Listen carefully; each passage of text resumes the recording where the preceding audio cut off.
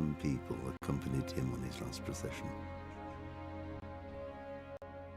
The heir to the throne of the flourishing empire was Charles's son, Good evening, friends. IV, whose father had I'm prepared Professor him McCoy. for Welcome this back. moment. Kingdom Come Deliverance. There was a little bit of a tiny taste of the intro. I might actually see if I can find that somewhere, because it is, either find it somewhere and share it with you guys, put it in gaming or something, or even history, because it's actually pretty great. It's a great little intro to the game. It explains the background of what's going on and what all of this, what all of the political background is going on. Anyway, with that, I'm back. Hello again, and welcome back. If you were here last week, we ended up with a bit of an investigation, looking into seeing if we could find any details or any secrets about this this criminal, Limpy Lubosh, who apparently had just gone to confession presumably about his crimes, although we don't know. And of course, because of the circumstances and it being in confession, that presented some problems, what with the seal of confession and all of that. Can I actually still do the tourney? Oh my god, I can. Oh god, I can.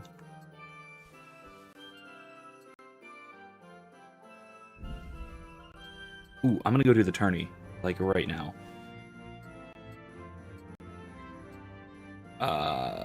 Sorry about me getting all excited about this. I haven't been able to do a tourney on stream since I got good. Longinus is sword, by the way. Not the actual Longinus, but named for Longinus.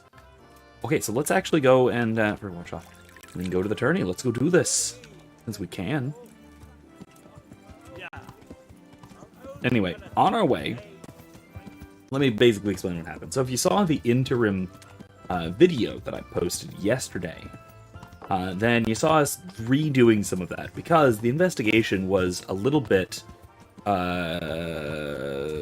turned out to be a little bit horrifically degenerate and debauched. Going drinking with the priest, which led to some various fornication, not with the priest, thankfully, at least. Could have been worse, I suppose. Can I still sign up? Is it too late? God bless. I mean, the priest was present. troubles So. you? Anyway.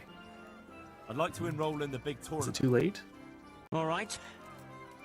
As long as you've got the enrollment stake. Wonderful, let's do Sarnish's this. rule is every contestant has to put up 3 score groschen. Yeah, of course. Here you are. Yeah. I'll write your name down. Henry, you said. And I need to know what weapon you choose. Longsword. I reckon it's what I'm best at. Absolutely, longsword. My Get longsword yourself skills ready. maxed You're out, next so in yes. line. Take care.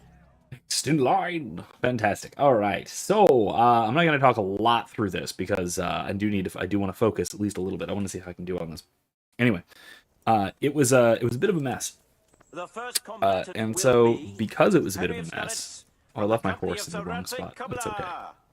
And he will face Anyway, Yera of Beneshoff. so Kid, yesterday, a mercenary technically it was by Tuesday, profession. but the video Let us wish uploaded the yesterday. combatant's luck. I redid the investigation and decided not to go drinking with the priest, which is probably for the best, both for Henry's soul and to not provide a near occasion of sin for our dear village priest, Lucius.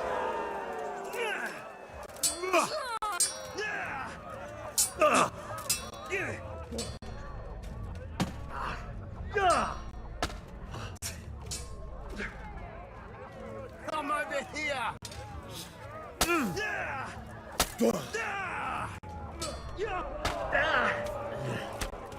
Oh, Jesus. Okay, whoops. Terrible mistakes.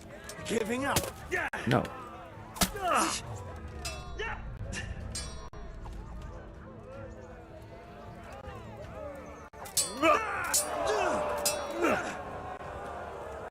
Fucking hell.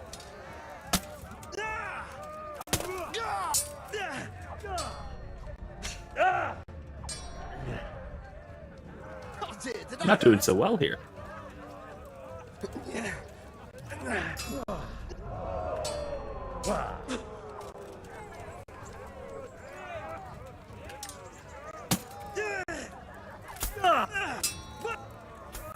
There we go. Nice.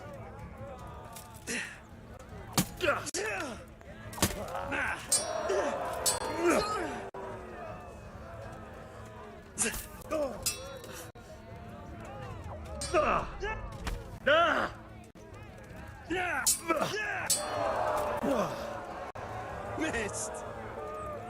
Ow.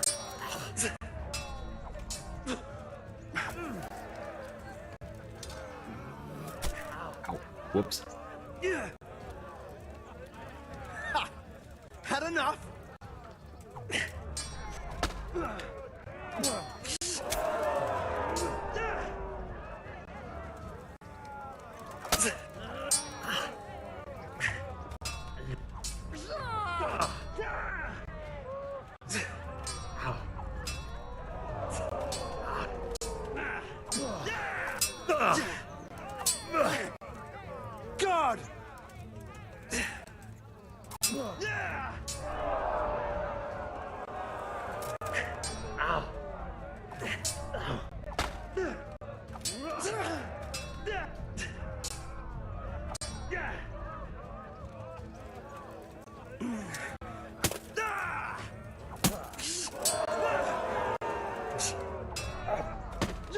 God!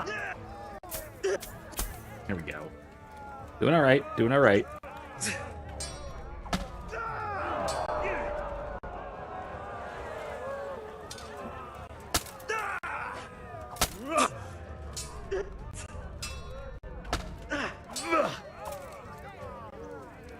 Now. You should not run into someone's sword when they are on guard like that, especially not in a not in a point forward guard, because you will die. Trust me, I have done this to people on both ends of that stupid maneuver. So don't worry, you'll die.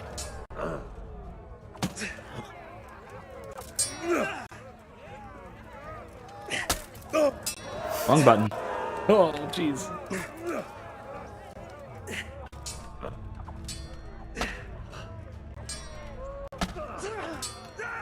Ooh, right in the nose.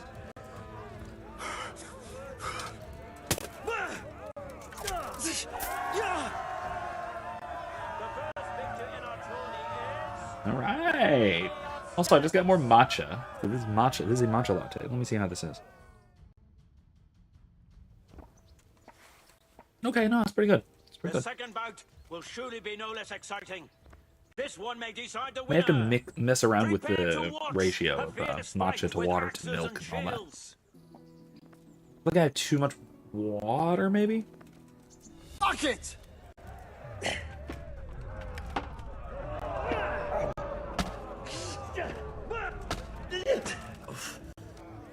You got to cry now.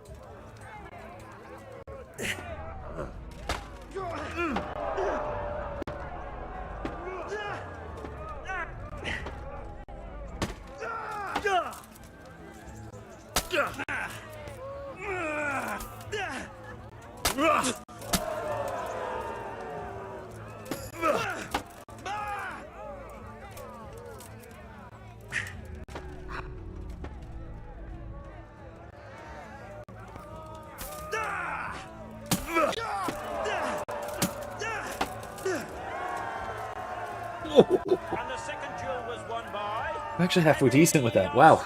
Okay, that wasn't so bad. Having proved his combat skills in this round and emerged victorious, he shall proceed to the next round. I assume because I'm of the going against Reptile armor, and this does Tourney. a little bit more blunt damage than a longsword does, because man, a longsword sucks against heavy armor.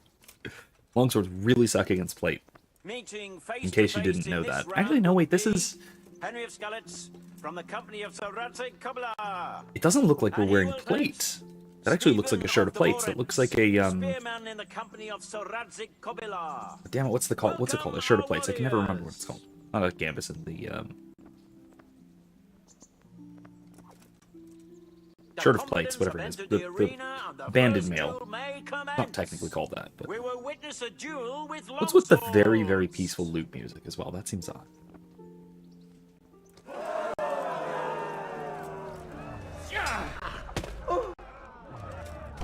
Ah, you bastard. Damn. Oh, Jesus. You serious?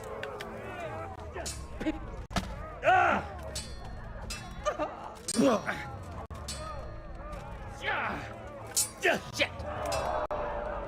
Jesus Christ! Bastard. I hate this. I hate the unblockable counters. Like that. Ah.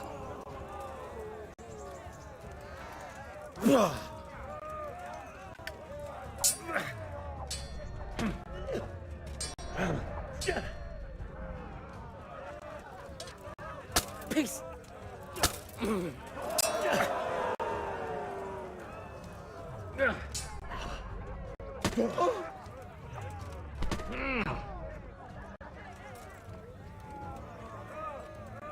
Giving up already?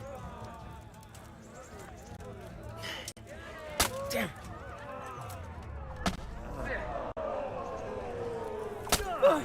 Peace.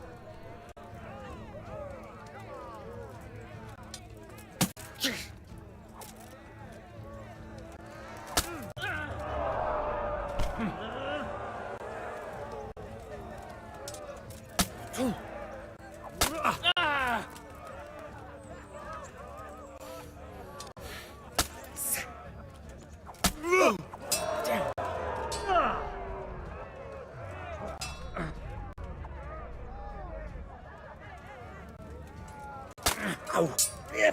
Ow. Ah. Good sequence. Good one. God.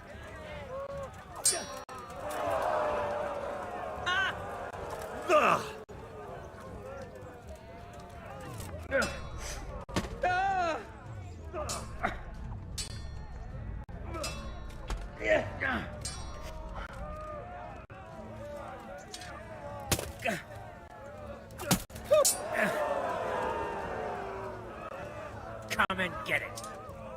Eesh. Oh. Fucker. Peace.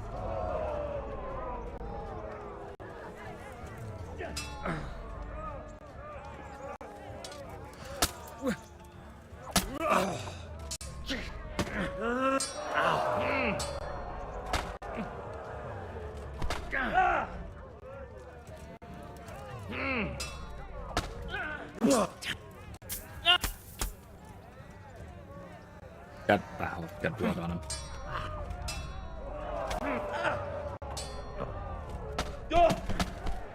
Ooh, I've got blood on me.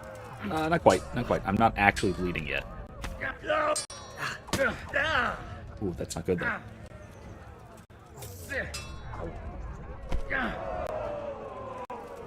Guy talks smack and then goes, yeah, when he gets hit. Yeah, he does.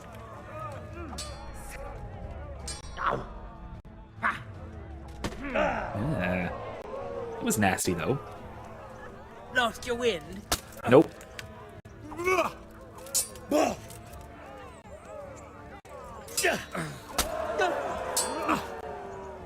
Curse it! Ow.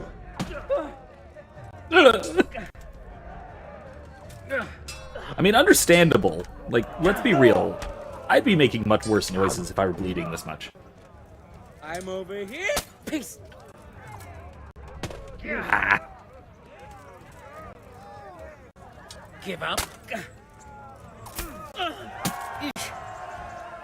The combatant who emerges victorious from the first round is Henry. I'm doing well. I'm doing well. I'm doing well. Just gotta keep this up. Now with the next weapon, this is a little harder. Hunting swords. Okay, okay, okay. I can do hunting swords. Second bout. Our warriors will fight with hunting swords. Hail.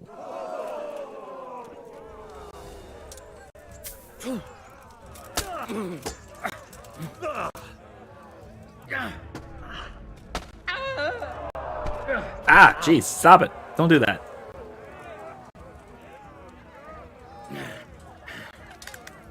Damn. Shit.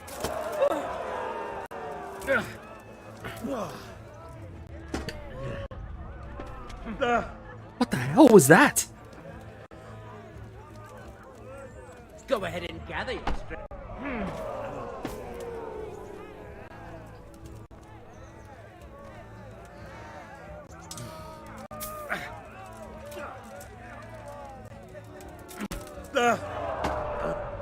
Oh, that was fun.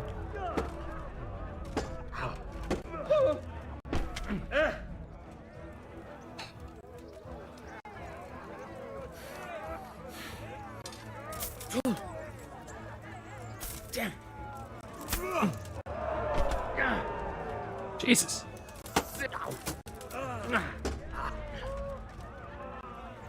Now.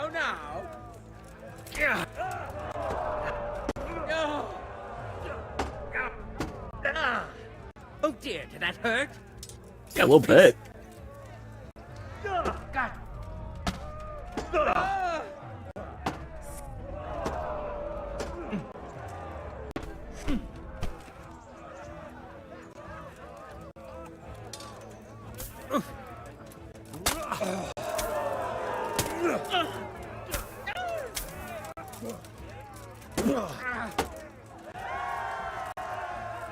Oh, that was real lucky. I got off a nasty flurry on that. Oh, that was great. Oh, man. Declared the victor in this round and shall proceed to the next round. Let's go. Oh my gosh, I can't believe I'm actually starting this stream with a tourney. I have not actually been on a tournament on stream since like the second stream or something. It's been a while. And I did terribly at that one. Mostly because I was bad. Oh, here we go. Sir Division Klaus! Good evening. Stone Cold Steve Austin with a steel chair. With a steel longsword, more like, but... yeah. Now, we're using sharpened weapons, not blunt weapons. These are stabbing implements. Alright, let's do this. Knock him out. Way off!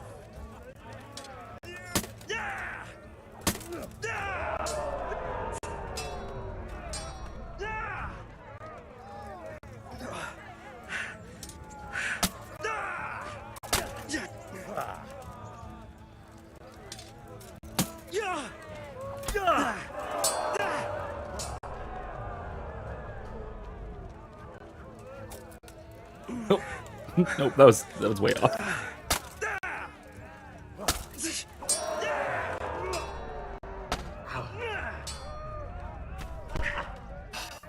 Bastard.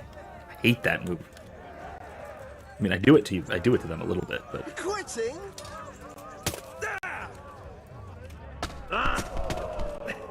Okay, that's annoying.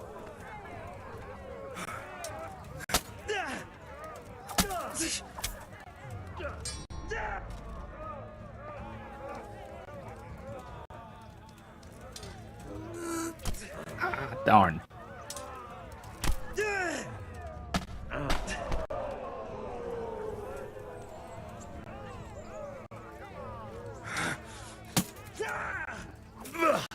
Shit!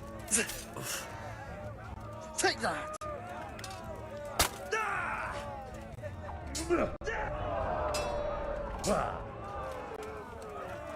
Missed!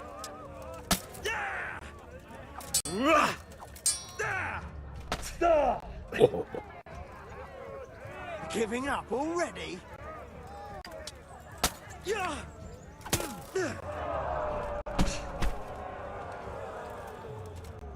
Ow.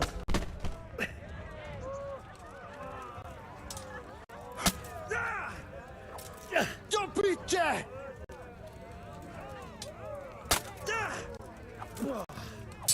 Trying to poke his eyes. It's harder than it looks. Ah!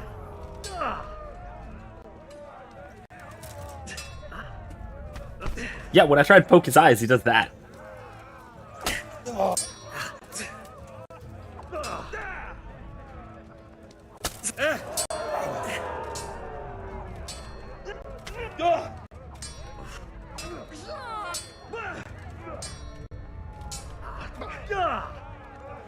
I'm tired, okay. Come over here! Ooh, poked his eyes. Ah.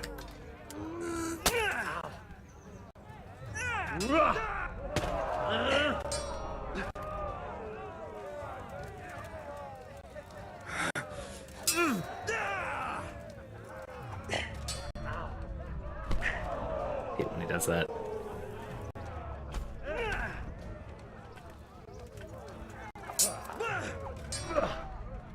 God damn!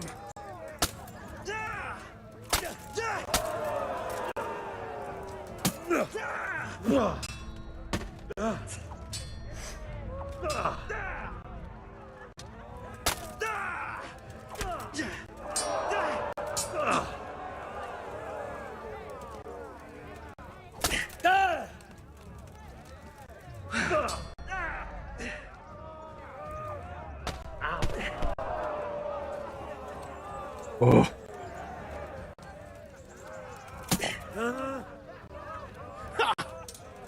Sometimes you can rush, sometimes you can't really.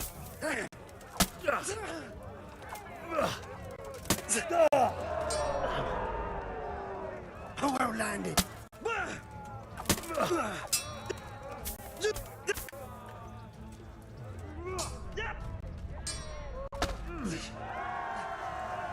Ah, all right. Listen, I've been trying to poke his eyes. There is a move that you can do to poke him in the eyes, and I don't remember what it is. It's like the blinder or something ridiculous. And now's the time to choose weapons for the next duel. I know it's not the Combatants Widowmaker. will engage That's in its a own friend. duel That's its own. with warhammers and shields. The Scar or something something? Ah, Warhammers. Oh boy. Fuck! Bonk. Boop. Missed.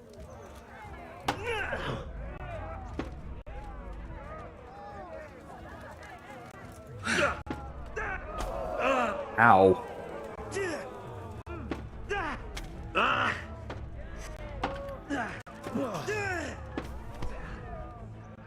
Not doing so great on this one. Yeah.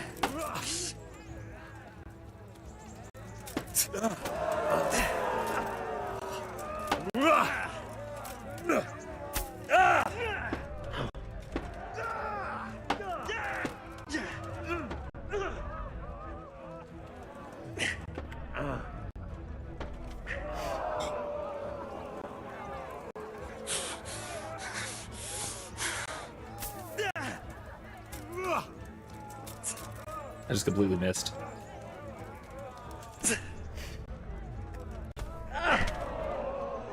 Oh, I'm bleeding. That means I'm done. I have no chance of winning this bout. Oh god, my head is bleeding. Oh.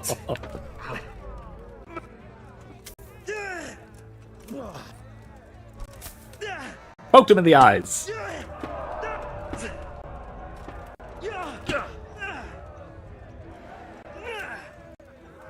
Fuck!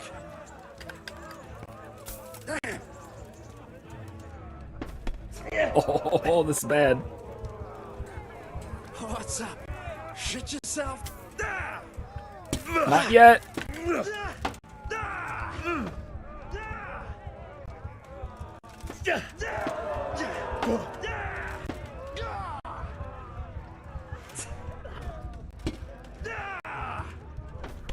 Oh, I'm alive. I'm alive. We have a Oh. victor in the second duel. That perk doesn't help me. He is Bowman Richard. Darn it. I thought the last gasp perk would actually help me there, but I guess not. Okay. Sir Hanush, by whose Okay. good grace this tourney is convened, We're 1-1 select some with weapons for the third hunting swords. decisive Okay. duel. Our warriors will fight with hunting swords. Slashy swords. Great. Perfect against heavy armor. Or at least, I guess technically this would be medium armor?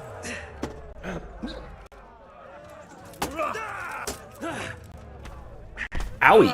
Ooh. That's not good.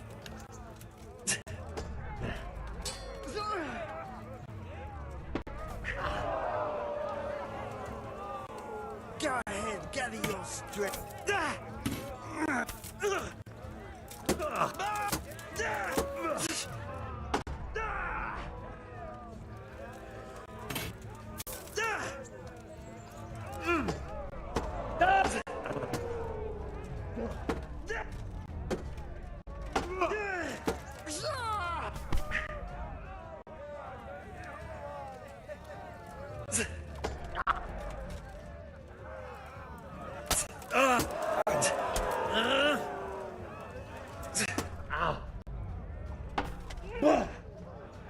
Okay, I'm not doing so hot here.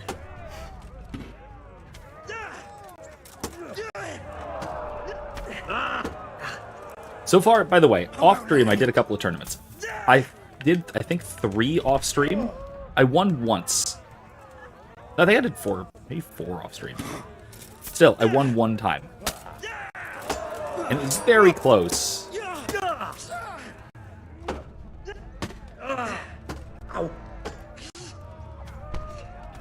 It was very close. And then the guy who I beat, a guy named Black Peter, decided it would be a good idea to attack me on the road afterwards.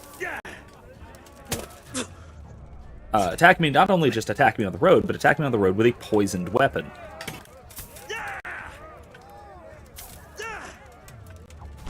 Oh, this is really bad. Did he? With his second victory at the end That of the third bout, bastard. the victor of this round is Bowman Richard. Those counters, man. Those counters are nasty. Lords and ladies, good men. All right, and well, good you got me. wives, you Poke have his just eyes, spit in witnessed his the face, final pocket duel sand, of kick today's out his Rapid knees. I Tournament, tried like all of for which that we except for all spitting owe in his face. I gratitude guess. And to Sir Hanish of Lipa. The worthy victor of the whole tourney is Bowman Richard from the garrison Well done. of Sir Divish of Well done. Hamburg. Okay. Glory to the victor. Anyway, so that was, whew, that was quite the bout. Quest failed. I'm so ashamed. Hey, I made it to the literal last round, so I did okay. I did all right there. Could have done better, obviously, but I did okay. Oh gosh, what are those perks? I have no idea what those mean.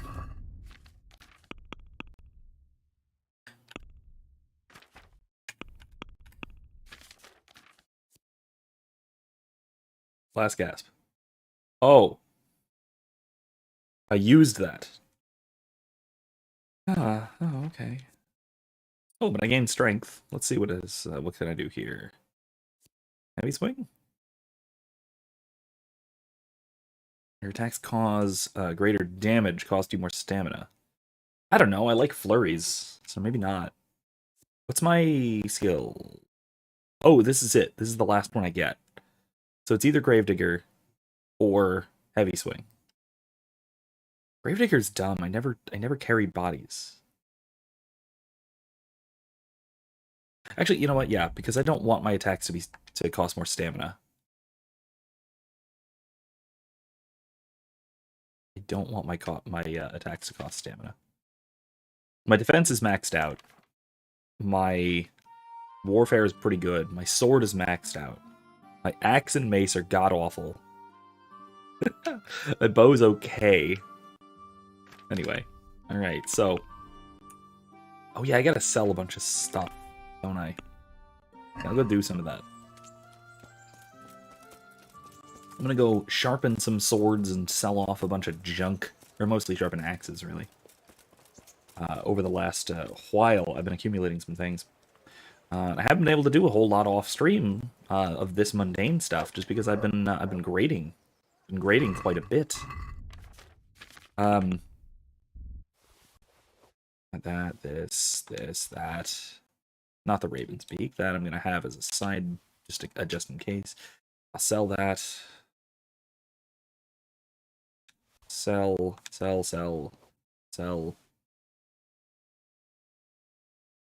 Anything else in here I can sell? No, we're good. Anything in here I can sell? I don't think so. A single pelt. Oh, goblets. Guess I can sell those.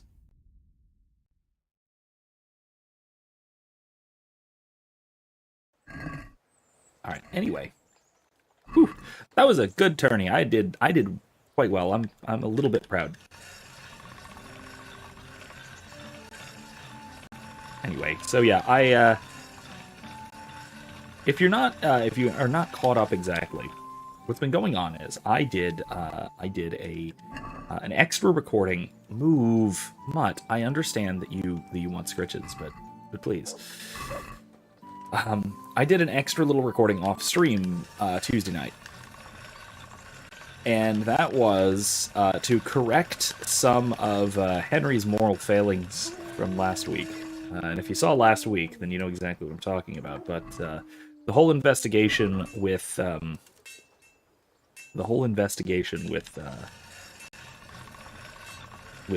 Father what's his name in Ujits went horribly wrong from a moral perspective.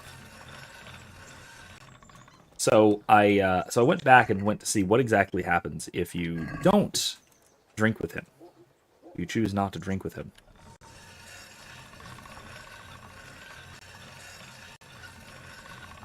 And the short answer is nothing. So you have to go through and find a solution to the quest, find your evidence elsewhere, rather than relying on the priest breaking the seal of confessional. Which, you know what, honestly, that should be right anyway. And I was a little actually disappointed. I thought that if you didn't go out drinking with him and get into horrifying debauchery, he would do basically the Father Brown thing, where he would subtly talk about the case of Limpy Lugosh in his homily the next morning. That was what I was thinking would happen, that I'd have to piece it together from his vague descriptions of his vague and impersonalized descriptions from the homily. But no, that didn't happen. It wasn't that. It was just, oh, sorry, Henry. I guess I don't want to go and I don't want to go into it. And that was it. I blew my lead, which is fine, I guess. I didn't accidentally or otherwise get him to either break his vows or, well, you know.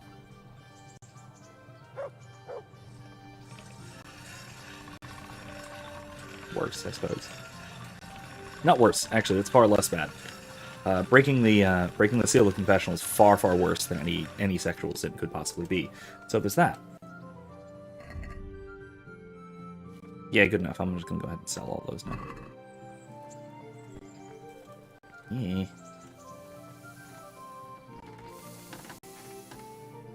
God bless. I heard that a pilgrim was selling... I don't know anything up. Really? Alright. Really? No, I'm not suggesting you're lying. Sorry. Sorry for the implication. Right, he's got enough money to buy most of this. On the cheap stuff first. Oh no, I need that one.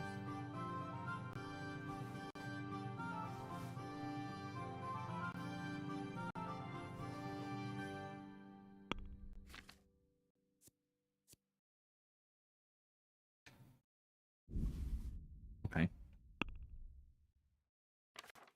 Anything else I need to sell? One of those.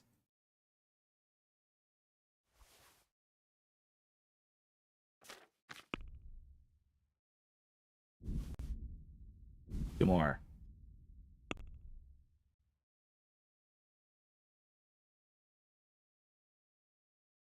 Let's see.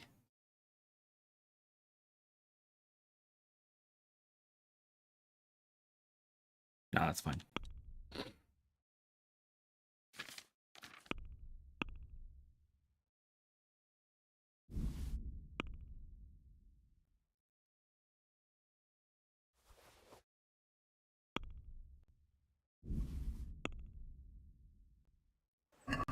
All right. Can we do something about the price?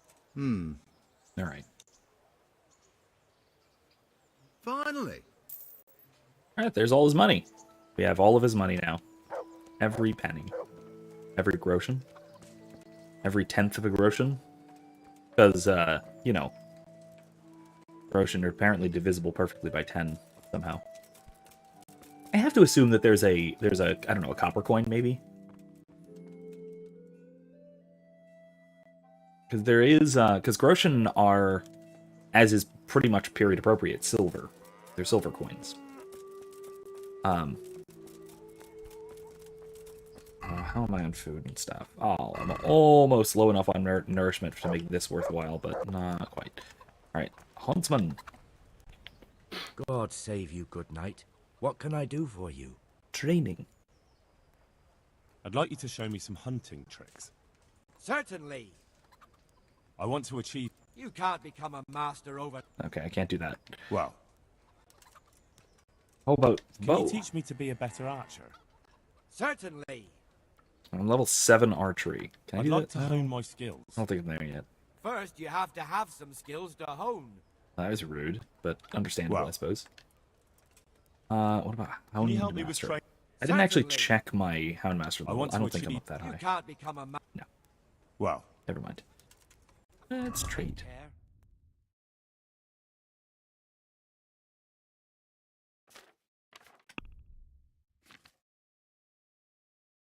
Any of this I need to sell. I'll buy those. That. And that. Any of this that I need to sell? I don't think so. Oddly, he will buy those. I don't really need bows. I don't need hunter gloves or bam braces. Treasure map. Did I sell him this one back? I'm trying to remember if I've read this.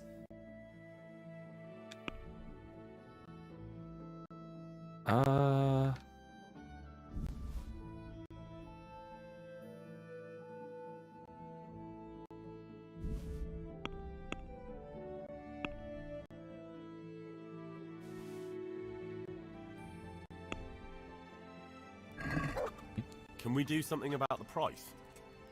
Alright. What about this? We're getting... See now. Alright. So anyway, we do now have to go and do some more investigation. I need to... first of all, I need to check on the scribe, because the scribe needs medicine for his achy joints, apparently. And so what that means is I need to go get him some medicine for his achy joints. I can't make it for him, I don't think. I don't think I have the recipe. Anybody who's familiar with this game, by the way, if anyone knows where I can find what recipes, like what alchemy recipes I know, please tell me, because I need to know this. And I want to know. I don't need to know this, but I would like to. I would certainly like to know. Actually, I'm going to change out of my...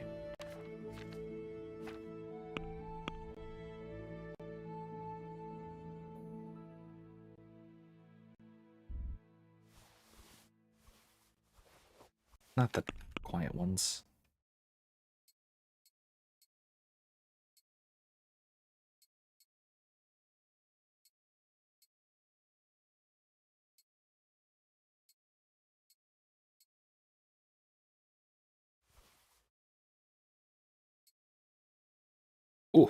Ooh, my face is all beat up. Where's a trough? I need to wash off a little bit first. Yeah, does anybody know? If anybody knows where I can find that, I would be appreciative. I've never actually thought to look it up, despite that being an incredibly easy thing to do. But I'm glad to see you. You. Scribe Friedrich needs the embrocation for his joints. What, again? He was here not long ago for some. He ought to Should make appear it in the last book. longer. Well, yeah. I told him not to grease himself up so much. It could cause... the older he gets, the more foolish he is. Well, did he tell you such salvation is costly? Have a look in the shop for yourself. Fine. Would you teach me more about alchemy? They should appear in the book, according to your knowledge of them. Yeah, but can you actually check outside of the book? I'm interested in more at all? advanced techniques. Wouldn't you rather learn the... Yes, I would, but you can't teach me the Well. basics. Fine. Do you have any recipes, good sir, like embrocation? Ah, yes, embrocation. I will go make it.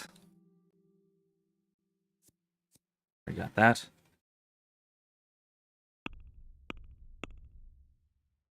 $215. Yeesh, that's a lot. Can we do something about the price? I mean, to be fair, I have almost 2,000 All right. production, so I think So? I'm okay. Satisfied? I think so. I don't think Come so now. either. I haven't found Just a it. little... That's Yeah, he's fine. He's not too peeved. See now? Excellent. Oh, I could have sold that at some point, but okay. I already know that. See, this is why. This specifically is why.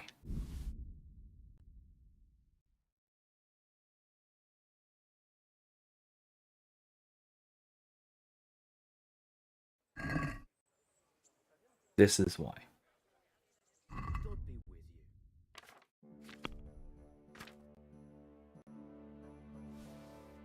So I can sell it back. Not for too very much. I can sell it back. Oh, I'm sorry. I was wrong. I don't have 2,000. I have 25,000 groschen. I think I'm wildly wealthy. Almost obscenely.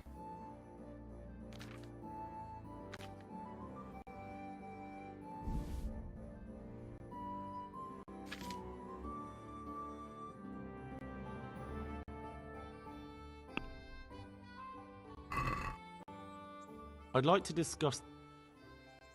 Price. Oh. 70. Are we agreed? Close. 50? Aye, for that amount. Excellent. Okay. There is no apothecary's table here, unfortunately. And that means that I have to go somewhere where there is. Which means somewhere out in the deep, deep woods. There's an activity giver here I can talk to in the meantime.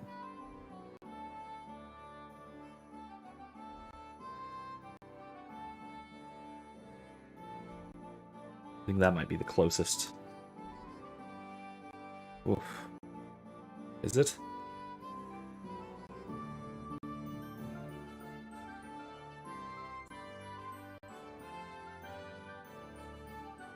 Yeah. That might be the closest.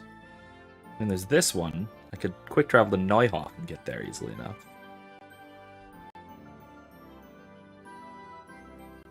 Eh. It's the activity giver. Supposed to be in the stocks, whoever he is, but he's not. Alright, that's fine. Wait, why am I wearing this?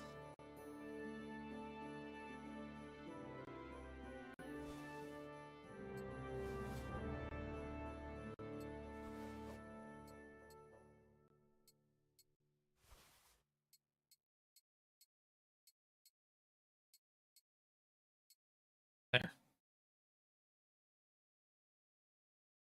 Nice.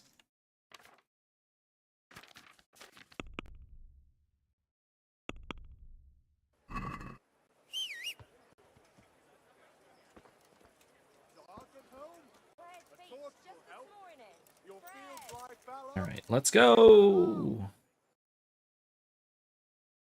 Yeah, I suppose let's just go to Neuhof. As I think that, yeah, this is probably the closest herbalist. Closest alchemy thing. Activity giver way up there. I'm not actually sure of that, but okay, let's go. It's fine, whatever. Let's go. Also, by the way, this matcha that I purchased, it almost certainly is the hippiest thing I've ever bought in my life. I was thinking just, it would be a tin. It would be a tin, because it comes in a tin. Like, okay, it's a tin. That means it's normal. It's down to earth. It's not all that bougie. But my God, it comes packaged with like fake Polaroids, trying to convince me to become a brand ambassador. And I'm just like, should I, or am I already hurting their brand by, wearing clothes like a grown-up rather than like a white woman, and enjoying their product, which is good, by the way. Like, I'm not a brand ambassador, but I probably would recommend it if you're into this sort of thing. If you like matcha or even green tea and such. It is good stuff. It's something DNA, I think. I forgot. I found it on the Amazon. If you're interested, I suppose. Let me know. I'll show you what it is or something at some point.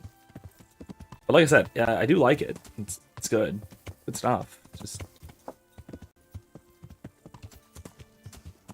It's just trying very, very hard to be hipstery.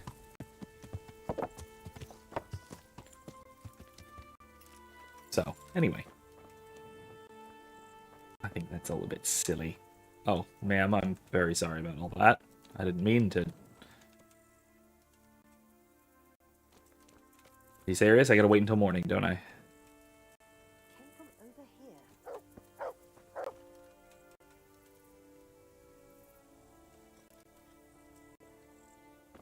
Ma'am?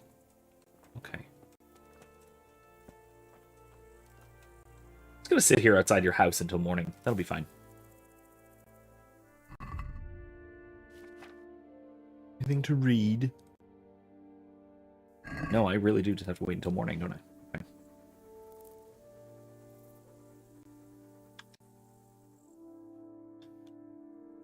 I love the perk that means if I if I sit still, it doesn't actually drain my energy or nourishment. So I can just not sleep. Because if I'm not mistaken, this is going on 3 or 4 days without sleep. No, it's just 2. It's just 2. 2 full days without sleep. That's all. Not as bad as I thought it was. Because I did sleep at one point in the off stream video recording thing at one point. So no, it's not that long. Still longer than an ordinary person probably ought to just sit there staring at someone's front door. All right, well, I'm not trespassing anymore. Let's do this. Artemisia. Antidote. Divulge Rage. Mystic Potion. Save your Schnapps. There we go. These are not alphabetical, are they? Embrication. There we go. I need Wild Boar Tusk, which I do have. Eyebright, I don't have. Poppy and Valerian. Oh, this just tells me what they are.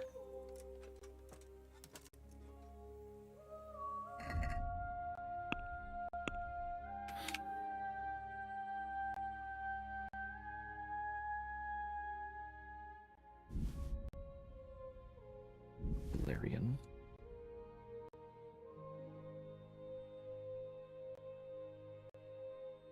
Poppy.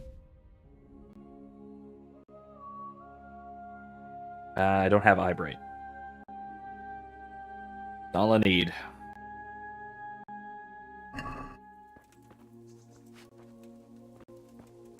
You have any in here? Such a bad idea. Dog, watch out for me here. No. Does not have any in here. I can borrow. Does she have any on her person that I can buy or borrow? Borrow is fine too, but I don't know where to find Eyebright.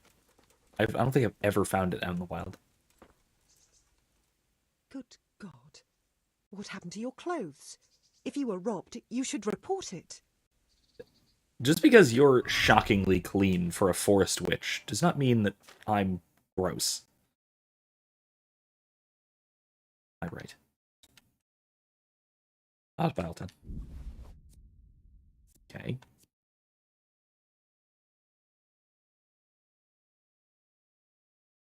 Could get more of these sorts of things, but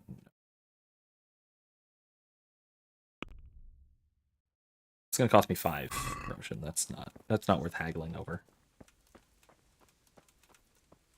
Okay. Back to Embarkation. Here's swamps and marshlands, huh? Where are there swamps and marshlands? Here we go. I'm prepared. Now, what do I need to do? Oil? Okay, drop the Poppy and Valerian into the oil. Boil for 2 turns. Grind the Eyebright and do not boil. Then the Boar's Tusk. Okay. Poppy and valerian, 2 boil for 2. Grind the eyebright. Okay. Oil. Oleum. That is a not much of an animation. Poppy and valerian, grind the eyebright. I'm just go ahead and put this in the mortar. I don't forget which. Across the river from the monastery, huh? Okay. Poppy.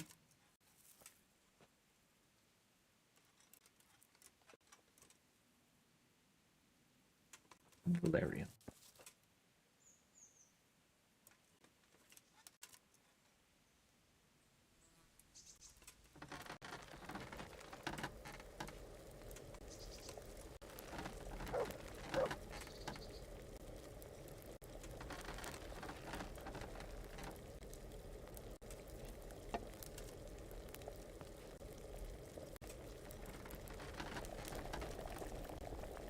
I think I know what you're talking about. I'd have to look over there. There's 1. There's 2.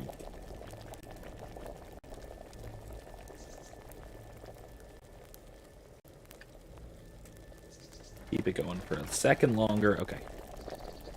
Oh, it's going a little too long. It's okay. Grind it. Drop it in, but don't boil. Got it.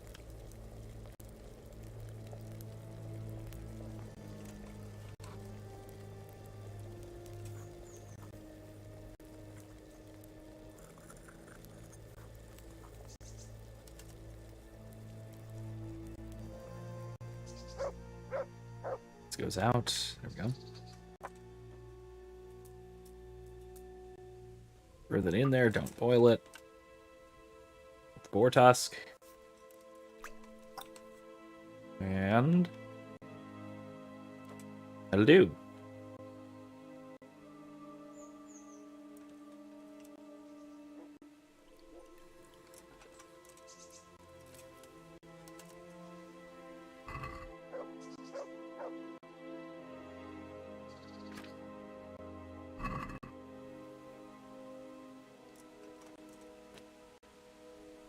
Anything else I need to make while I'm here? I should make some Nighthawk. Still have Eyebright. I need Belladonna and Cave Mushroom.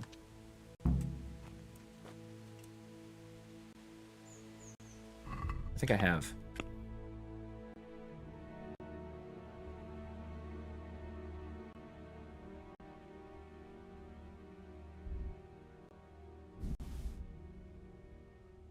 A lot of them, in fact.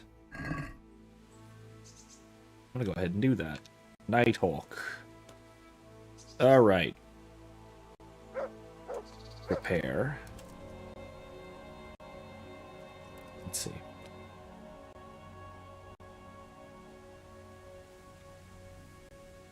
Water. Okay. 2 handfuls of Eyebright. 1 Belladonna and a Cave Mushroom. Okay. Grind the Eyebright. 2 handfuls. I drop the Eyebright and Belladonna in the cauldron with water. Boil for 3 turns. Add Cave Mushroom. Distill. Okay. So, grind the Eyebright.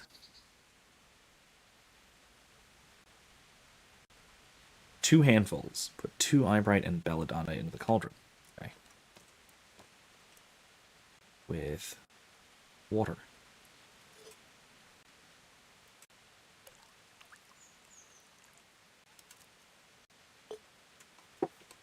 Okay. Let's put the Belladonna in. I guess the order probably doesn't matter, does it?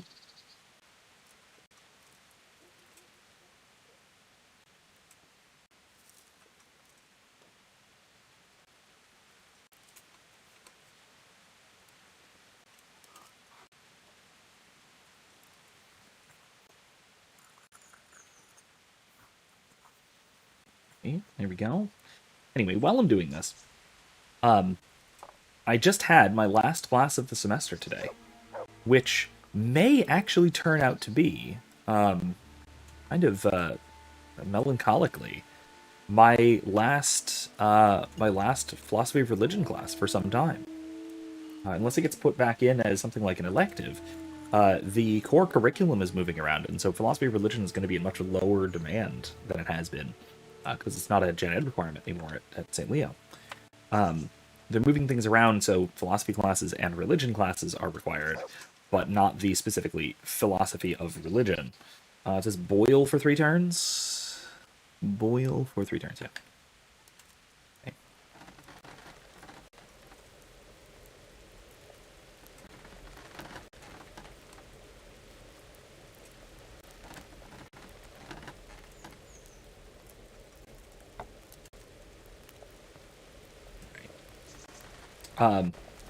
And so what that means is next semester I'm going to be picking up doing ethics, which should be a lot of fun. I've just been rereading some other things in preparation for teaching ethics, and I'm going to be finagling a syllabus, more or less of my own design, just sort of following the master syllabus as a general guide. And because I think I'm going to add a few things to the recommended stuff, which is really just cave mushroom, which is really more about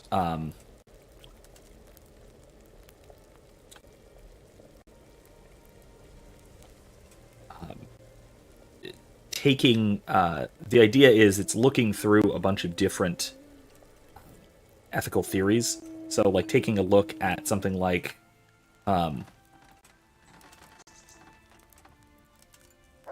we go. It's still dripping. I'm wasting so much.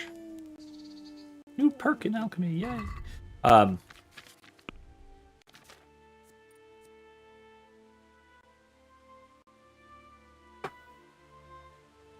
But yeah, so anyway, what I was saying. It is,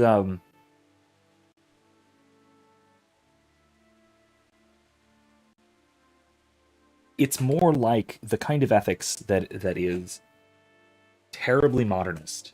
It is very much a survey, a kind of looking at different ethical theories by different, not much of it on the philosopher's not much of it on the syllabus is primary sources and real philosophers. A lot of it is more like, more like secondary sources about primary sources more than anything.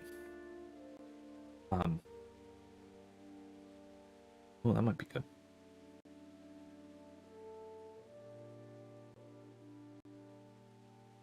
Should start using poison on my weapons, huh?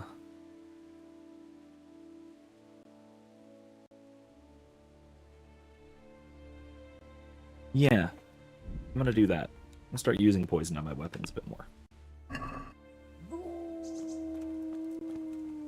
Maybe I'll put them on arrows. Might be a good idea.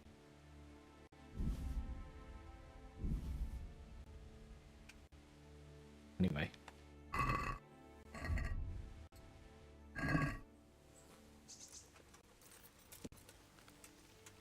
So, what I was saying is, what I'm thinking of doing, part of what I'm thinking of doing, is to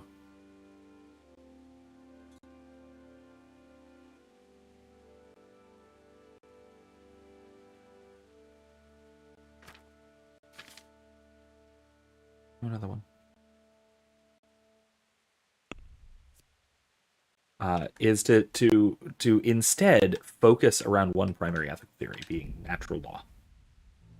You don't know what ethics are. You serious?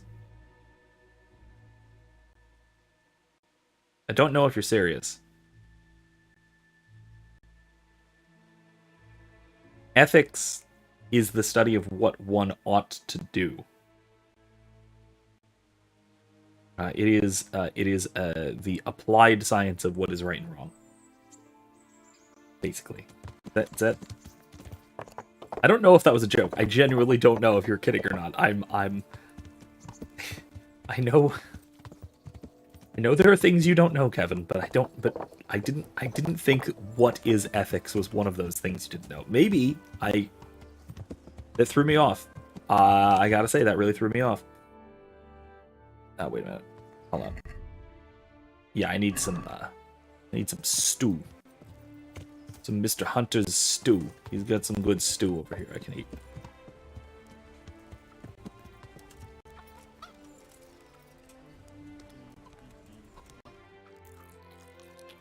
Yummo. Alright. Anyway. Like I said, I have no idea whether you're serious, but hopefully that's enough of an explanation if you are serious.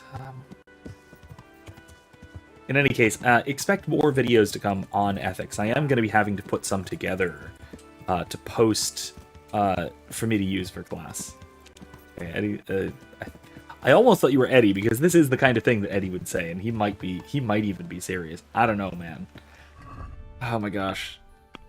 He needs to get back in here so I can make fun of him for not knowing what ethics is and stuff like that. Anyway. Oh my gosh. Anyway, so that threw me off like crazy.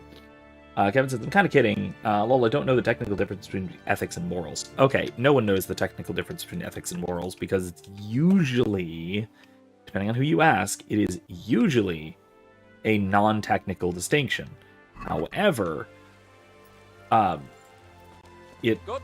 some people try and make a very, very precise and very technical distinction between the two, and those people tend not to be all that popular.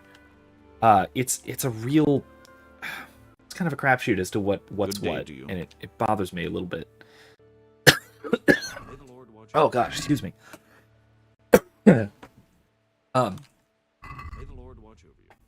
The short version.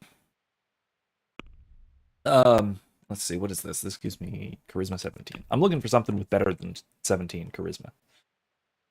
I don't know if there is anything better than 17 charisma.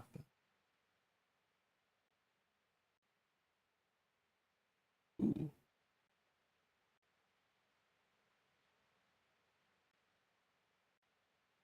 Anyway, I'm just gonna go through and see what I can find. Ooh, but that's a dress. I cannot wear that. Why are these things? Why are these items? Why are there dresses that you can buy that can, like, present for Teresa? Actually, that's a good point. I wonder if I can buy that as a present for Teresa. Yeah, I will. Wildly expensive, but basically, I very much like that.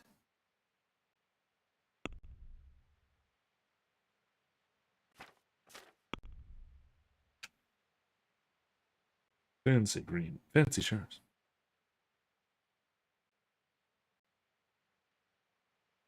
Anyway, what I was saying. Oh yeah, so ethics is more or less the study of what is right and what is wrong. It is applied ethics.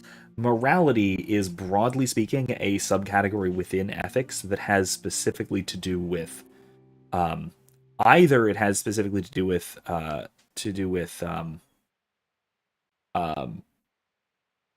like divine command. Often it has to do with divine command, but not necessarily. Oh my god, that is nice. Oh, over 1,000 Croshen though. How much is my hat? Where's my 17? This would be this would be actually higher. Oh man, that is a snazzy hat. It does not match my Perpont though at all. Not even slightly.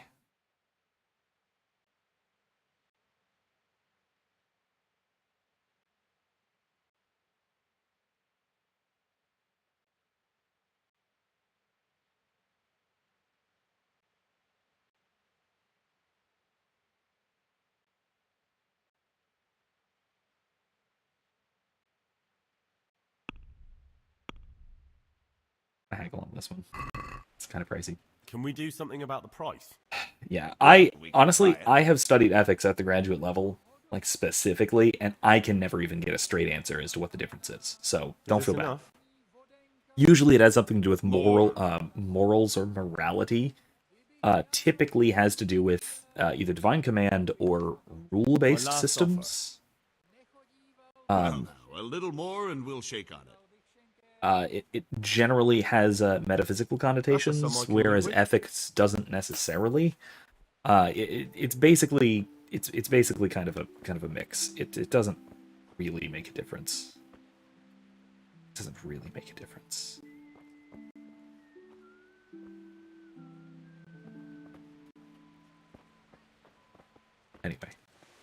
Anyway, now my point, what I was getting at is that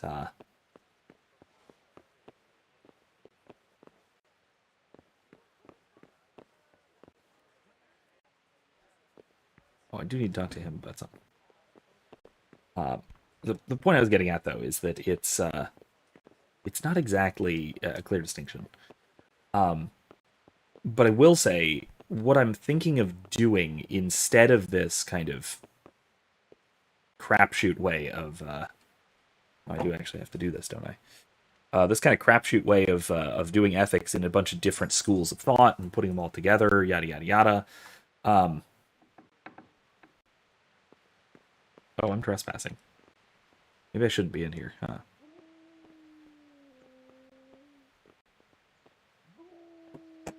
I really shouldn't be in here. Well, I am. It's too late.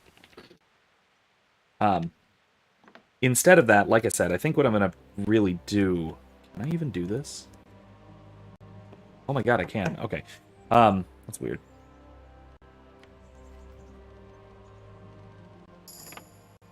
Okay. Probably don't... No, I don't actually want any of this. Nothing like this. I don't want to steal from them.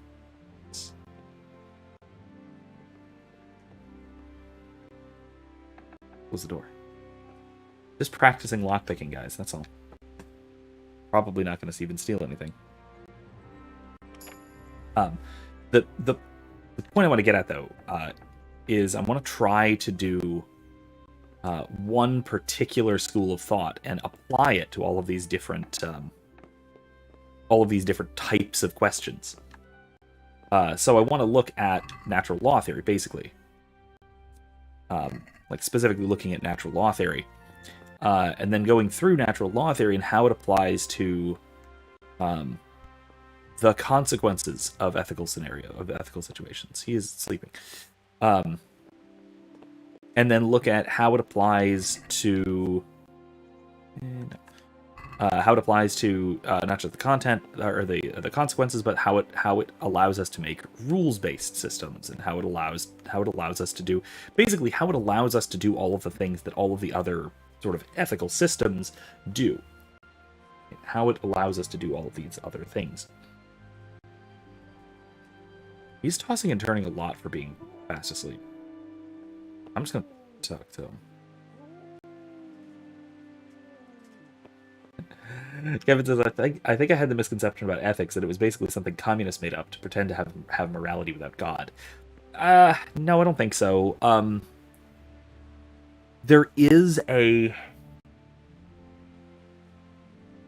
an argument to be made that ethics is one of those things where you can say that there are like different ethical systems and they can be treated as non-objective, but that's not necessarily the case. That's just doing it wrong, basically. So, not really. You can make that argument. You can, I think, make the argument that the general distinction is between ethics, which is stuff communists made up to be good without God, versus morality, which is from God, from God specifically. But usually that's not quite the distinction. Now, you could also say that more charitably towards the ethics side, that morality has a lot of very specific. Is that a dog? But morality has a lot of very specific and very controversial metaphysical commitments, whereas ethics does not, and so ethics is has more commonality to it, or something like that. You could make that argument. I don't think I would make that argument, but you could, because again, I don't think the distinction is that sharp. I'm glad you asked me this, because I'm almost 100% sure that at some point next semester, at least one of my students is going to ask me the same question, and I would have otherwise been completely at a loss. So thank you. I'm glad that I got this out of the way. I want to read these books real quick. See what's up. If there's anything worth reading aloud. An anthology of love poems. Should I read these? I think I'm gonna. I'll talk first. Right, but anyway, my point though, right, is that we can we should be able to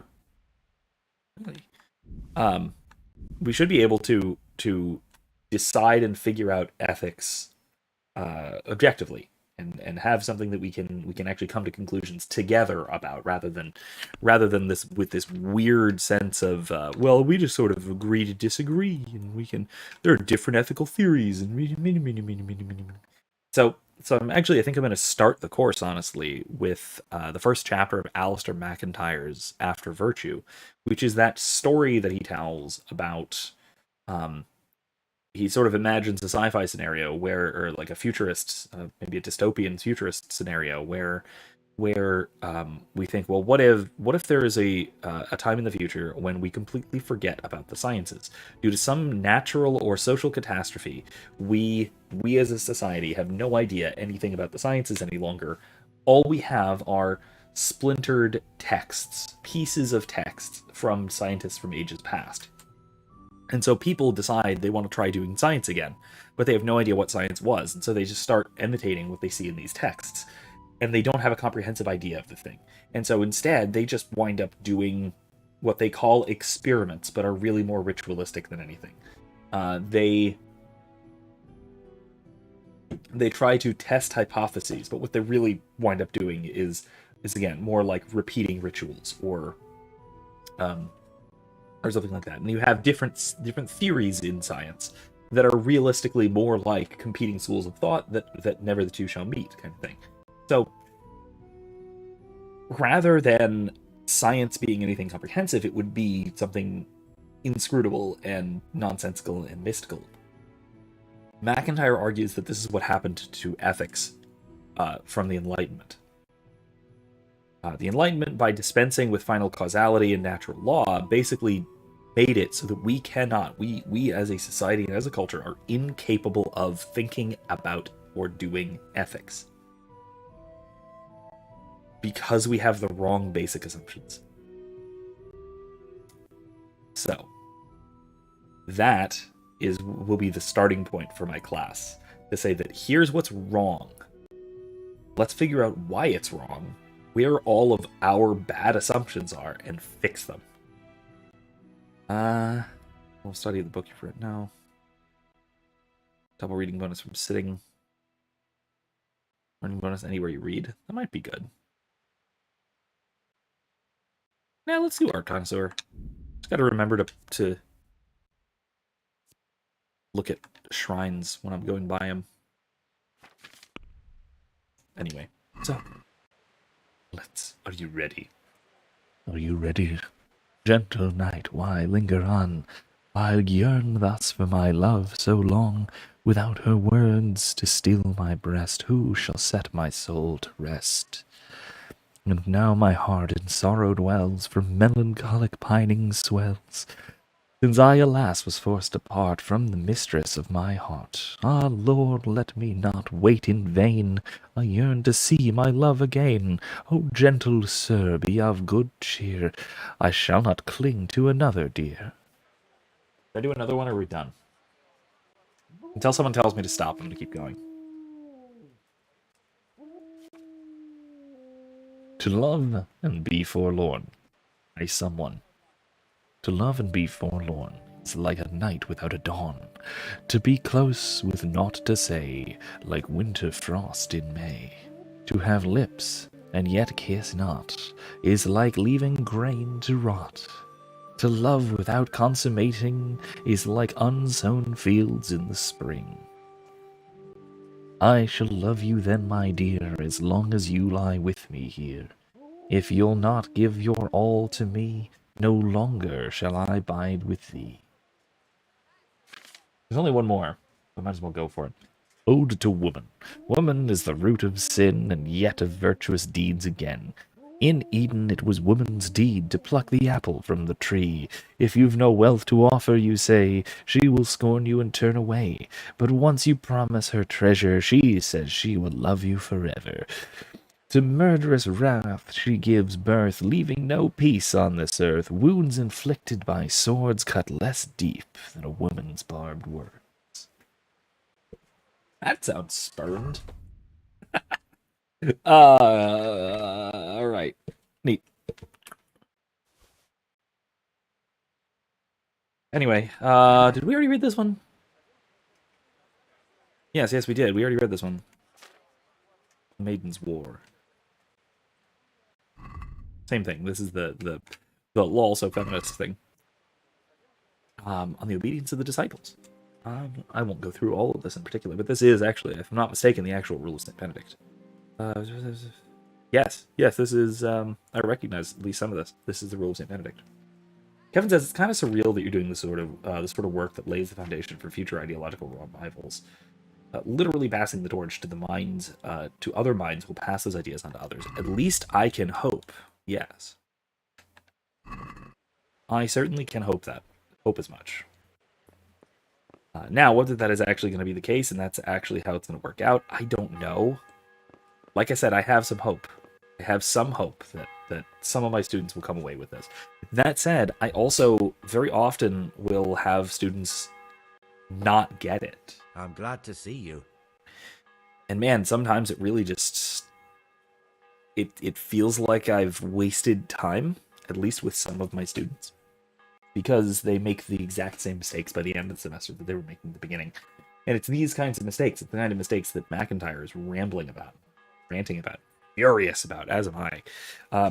It's I don't actually know if my advisor, my thesis advisor, Dr. Williams, got this from somebody else, or if he sort of coined this term to describe my primary research interests, but he finds that a lot of my writing is me going on what he calls a McIntyre, which really is the case. I'm basically just saying, wow, we screwed up somewhere. For me, mostly it's in terms of meta ethics more than applied ethics, but still, it's the same kind of idea that we really got screwed up somewhere, and we need to pull back and say, hold on, what went wrong? Let's fix it. I bought you the embrocation. Hopefully, I can pass that on. You were right. Right. It certainly wasn't cheap. I know, lad. Yes, it was. I made it for free. For years. All right. Will you let me have a look at the Black Chronicle? Well, you helped me, so now I'll help you. Come along, and I'll show you our Black Chronicle. I already looked at it. Really is a miraculous ointment. You haven't even rubbed it on, and it's already working. You know how it is. Faith itself is the greatest healer. Just thinking about the relief it will bring makes me feel better. A great pumpkin ale. So don't look a gift horse in the mouth. Come along. God be with you. Pretty good. Got that squashy pumpkininess to it, which is actually pretty good. Very good. What? No problem. Read the Black Chronicle. I already did this, but thank you. Here we go. This is what I did. I just kind of snuck in here and did it when last time.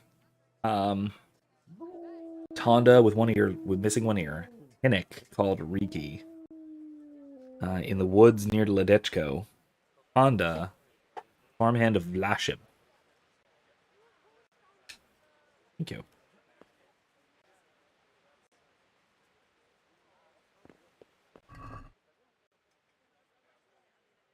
Read those two.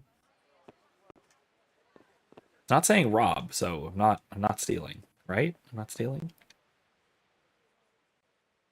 I can't read. Is it possible to find out from the records where someone lives? You think we keep records of every serf? For Christ's sake, they breed like rabbits. But I thought that in the rat house, though, in the books... Boy, the books are for recording pacts, undertakings, punishments, property rights, and so forth. In other words, important things. We don't keep records of serfs.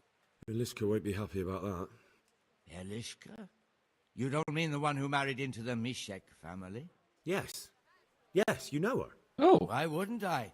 I used to play dice with old Mishek years ago. He had a son, a nice, polite lad. How is he? You know, he's quite tied up these days. Well, if you He was, see him, tell him to swing by. Kind of Where are the executed. Mishaks living now? A stone's throw from Ratte by the small fish pond. Thanks. Oh, fish pond, huh? Where's the fish pond? See you later. Ah, yes, no screens policy, 10 o'clock. Well, by all means. Hey, if it is helping, if it's working out, go for it. Even if that means that we gotta call it early for you. Well, you know, you and I at least, you gotta call it early here. Do what you gotta do. Sleeping better and reading more. Yeah, no, I get it. I get you. Gotcha. Because I do this until midnight. The difference is I don't usually go to sleep until about 2. And I'll pretty often start reading and such before afterwards. Then again, I will often be reading on a screen because a lot of my books are ebooks. Part of that is habitual, and part of that is just that I do genuinely prefer ebooks overall. Let's see. Oh, over there. Oh, okay. All right, I can go do that, I suppose. Continue according to the clues in the Black Chronicle. I don't need the scribe to help me.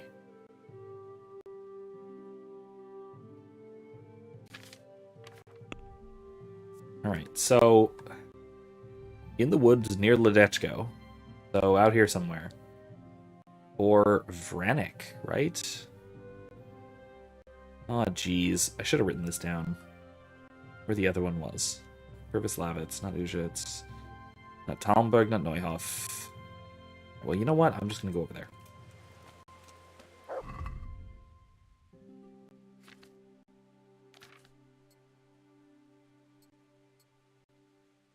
Put that on the horse, because I'm not going to be wearing it right now, obviously. Obviously. Oops.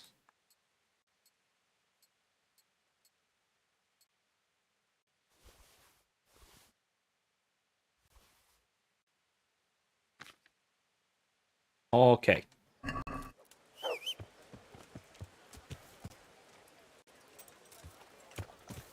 Yeah.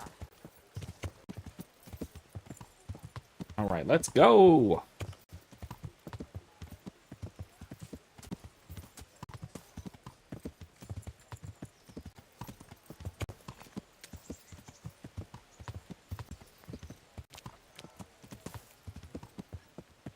Gentlemen. Yeah.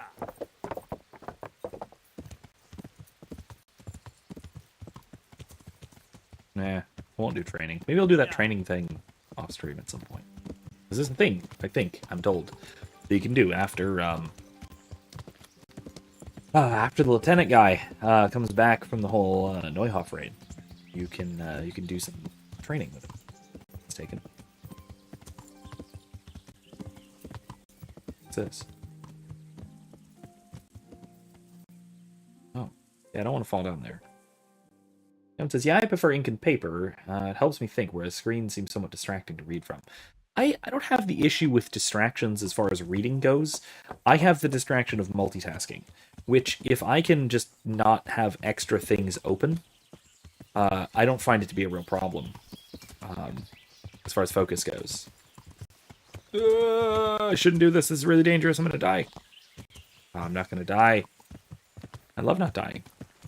All right, cool. Yeah, I have a tablet that I actually use for most of my reading. And a lot of my work when I really just need to read something or go through something or that sort of thing, I use my tablet for that. And it's way better than having my whole setup here with like dual monitors and headphones, the whole shebang. If I just have my tablet in front of me, then I can basically just sit out on the porch like I have a proper book. Sit out on the porch with my tablet, smoke a pipe, have a drink, sit out in the outside. It's very nice. What do you want? I've got information about your daughter-in-law. Elishka's fine, only she needs... Never heard of her. Get lost. She's your nearest kin. Elishka's part of your family, and she really needs your... I won't help anyone. Listen, you old hag. If you interrupt me one more time... Fuck off! I could make it worth your while. Really? And what is it you want? Your son's widow needs help. She has nowhere to go. What do I care about some useless girl?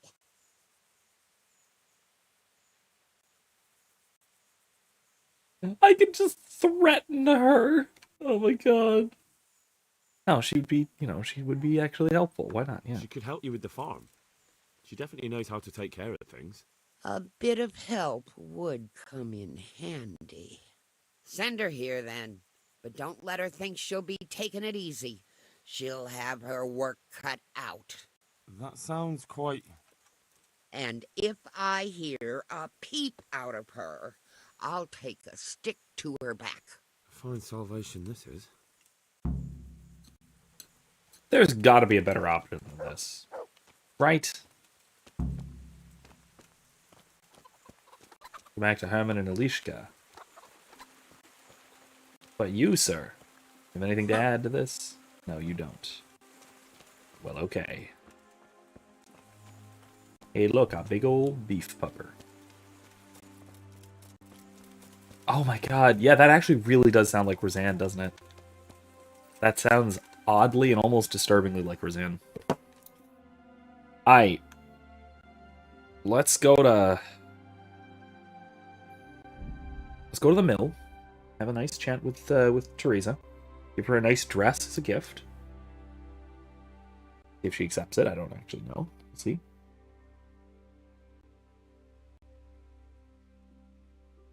In before she's all, what am I to do with this? Kind of thing. I don't know, maybe we'll see. I did just spend like 800 groschen on it. Let me put on my nice clothes. Wrong thing.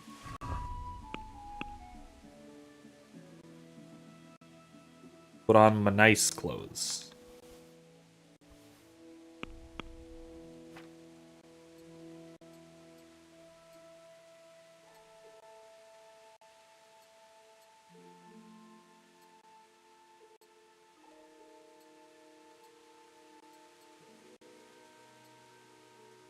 Wearing my nice clothes.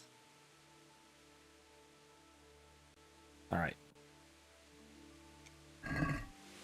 Evan, you didn't see last week's stream, did you? Let's just say no. But there are general and perhaps vague plans to rectify that, so to speak.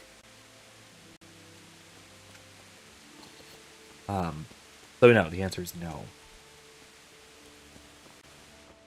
Again, not all that deliberately, let's say, but no, not exactly. Now that was, as it so happens, that was actually not the debauchery, or fornication or whatnot, that we were going back and changing. No, that was something else. That was something else entirely.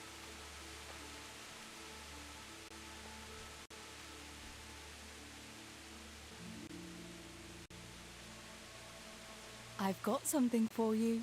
Really? I got them from Uncle Peshek. Just don't go poking them where you shouldn't. They're lockpicks. They're not really intended for poking in your own locks. True, but at least don't get caught. And if you do, you didn't get them from me. Wow, that is, wow, that's very, not a great influence on Henry.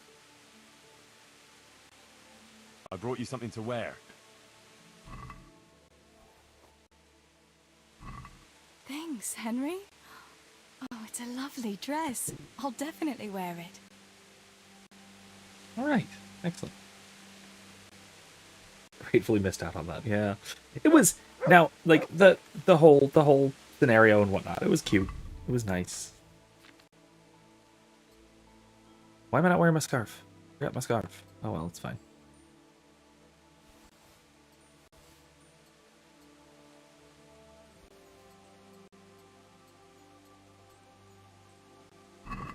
Okay, it's journeying time through the rain. And don't worry, I have the Bonketh overlay for anything that was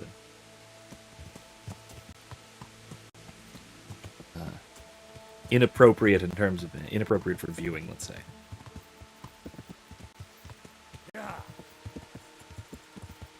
Yes, I will also say that the my god was the debauchery involving and alongside the lecherous priest. It was very cringe, let's say. That said, I also have to say, I still, in a way, really like his character.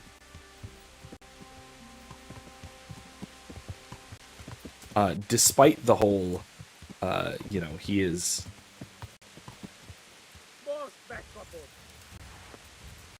Well, hello.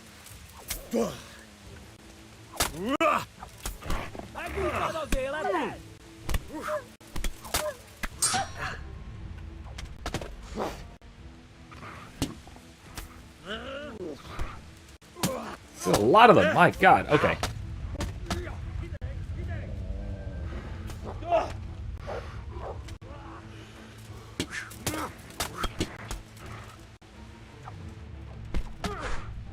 There's a lot of them, and they're tough. Oh my god, there's the Cumans too. What's going on here?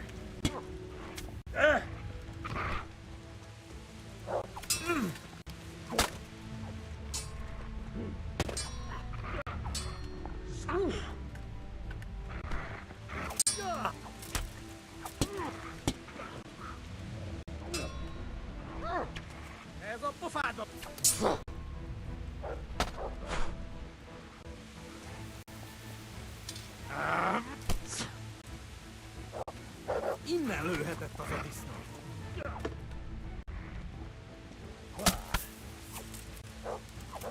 A teremtés is!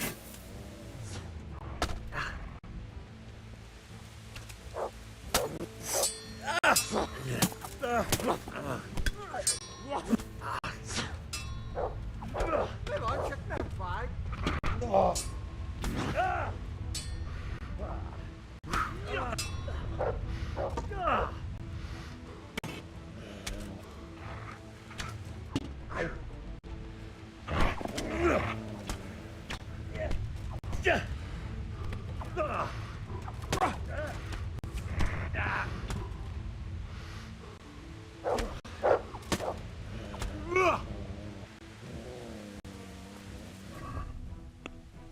Can I take a potion mid-combat? No, I can't. Oh, God. Can I apply?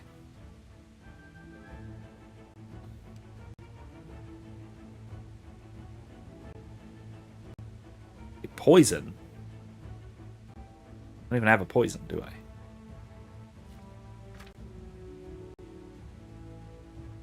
Can't use it in combat. Darn. Okay, we're fine.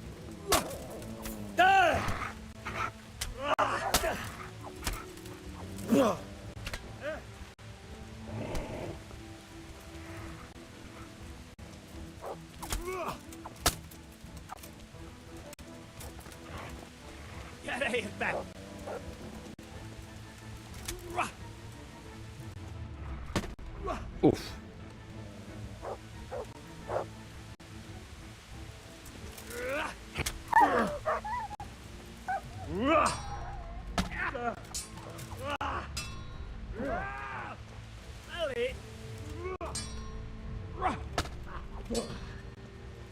A picsába!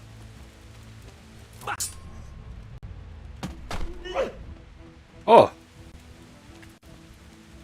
Csak gyere a többiért!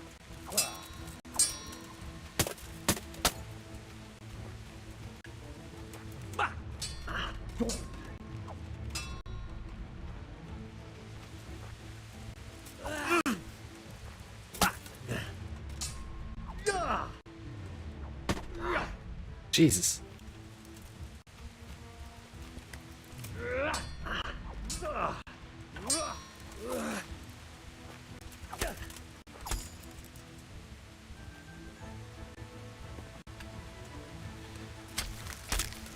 Ooh.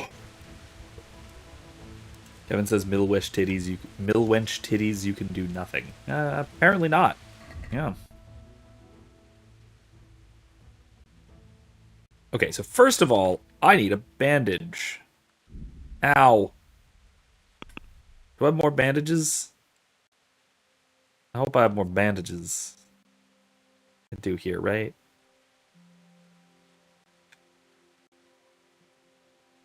Bring, like, 2 out. Not bleeding. That's good news. But I need one of these.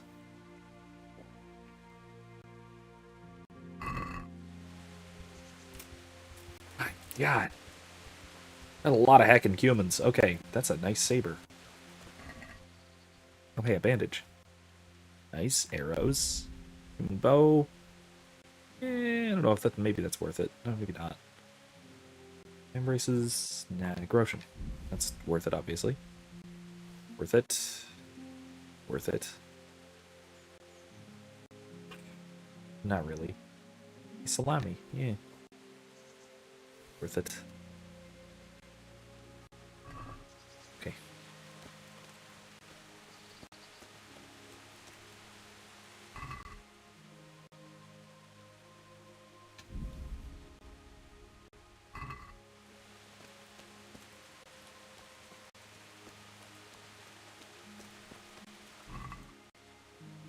Bacon. I'll always take some bacon. I'm not in good shape. Human kaftan looks cool, but no, not worth that.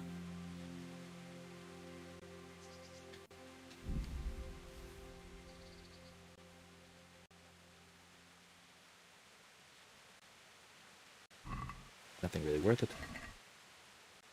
Another kaftan looks nice, but no.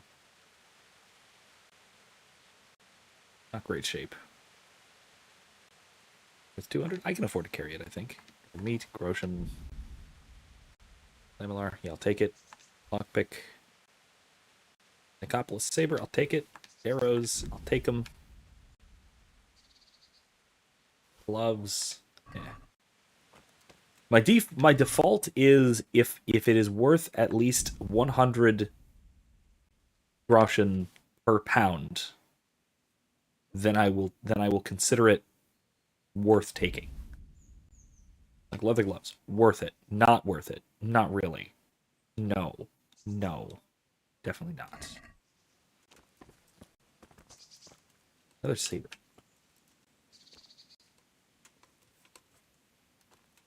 Also, I will always, I will take bladed weapons. A broken arrow. I don't need broken arrows for any reason. I'll always take bladed weapons, so because I can sharpen them. Oh, it's a heavy warhammer. That may or may not be worth taking. I don't know. Bow. I'll say it's worth it.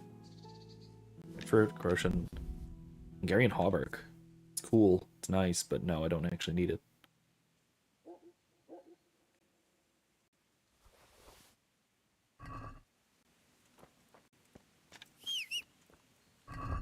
Okay.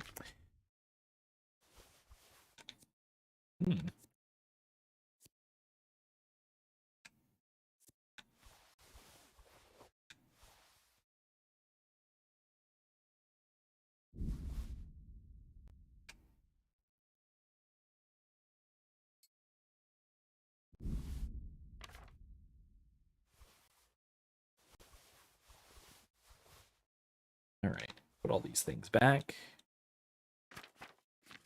And I'll have another marigold decoction, I think. Right?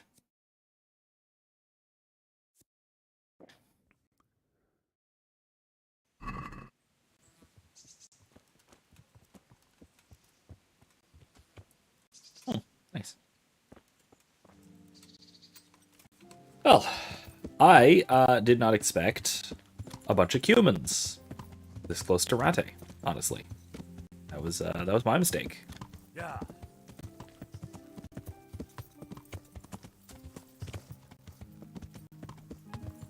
All right. Anyway.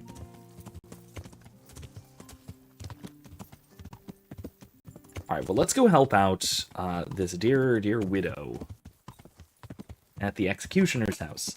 Which, by the way, this is actually another really cool thing. Something I really like about mostly about the depiction of medieval society, is that the executioner is an outsider. He's an absolute outsider. He lives outside of town. The executions are done outside of town. He is in no way part of regular, properly ordered, polite society. He is well outside of it in basically every way because he deals with the dead. It is not because he kills people, but because he deals with the dead. He deals with dead bodies, which is generally unclean. Dealing with dead bodies in the medieval context is broadly speaking is unclean. It is something which proper people, like ordinary members of society, ought never to do. You don't deal with dead bodies. People who deal with dead bodies are outsiders. They're strange folks, and they are typically people who are not to be associated with, who have weird undercut hairdos like this guy. Ilishka's looking better. She is, but she's not happy. God sent the poor girl great trials. I do like this guy, though. Did you know her whole family was wiped out by the plague? She was barely 12.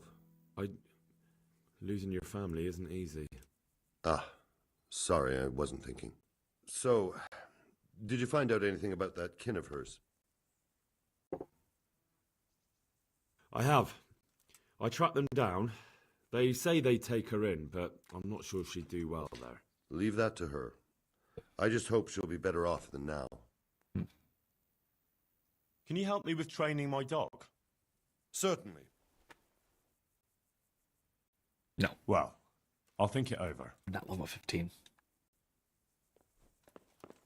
Alright, well, let me go talk to her. Talk to Eliza. That was her name, right? Eliza?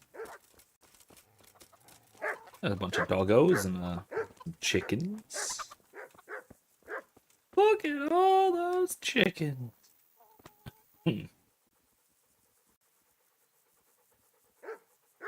Alright, here we go. God watch over you, good night, especially in these dark times. Can I do something for you? No, I was intending to do something for you, I thought. You're not crying now? I'm not. I've wept enough for a lifetime. It's a bit of a change since my last visit. I haven't had much luck in my life, but I've always worked things out in the end. Tears are no help to anything. That's true. So, did you find out something about them? I did. I found your husband's father and mother, and they're willing to take you in. But... Evan says, I just saw where Kanye apparently got his honorary degree from Art Institute. That he apparently got his honorary degree from the Art Institute of Chicago revoked. It's too ironic to be saying. Yeah, he honorarily dropped out of art school right after praising Adolf Hitler. He just... Man, this weird upside down world is just wacky. Absolutely wacky. Symbolism happens, man. Symbolism happens, and watch the fools. Kanye is one of those wildly marginal figures. If you haven't seen it, this is from a couple of years ago, so it's wildly outdated, but maybe that's actually useful, because I actually want to go back and watch it now. Jonathan Peugeot had a video about Kanye back when he did his Christ is King, right, album. I think that was it. And he was talking about how Kanye is the sort of prototypical jester. He's the prototypical fool who is almost always, just due to his position in society, in some way prophetic. And man, that is, if this is where the fools are going, that's a little bit troubling. They're interesting but troubling. They're not very nice people, Ilishka. They probably work you to the bone, but you would get fed. Life is never easy. but at least I'd have a family. You're right. I'll have another talk with Herman. God be with you. What can Herman do? I've heard the way you talk about her, and, would you like Eliska to stay? You know, Hal, she was always the sweetest girl. When she came with her family to Ratai, still single, she was a sight to behold. And it might surprise you. Ah, I see. But she even had a word or two for me now and again. It grieved me when she married that wastrel. It was a foolish idea, but I always thought maybe she and I could... Well, fate likes a good laugh. Now I've strung up her old man. I have her under my roof. After all the years I was thinking of her. I don't want her to leave, but I don't want her to be unhappy here either. Interesting. Have you made your mind up? I can't decide. I don't know Mishik's kin at all, but at least I'd have a family.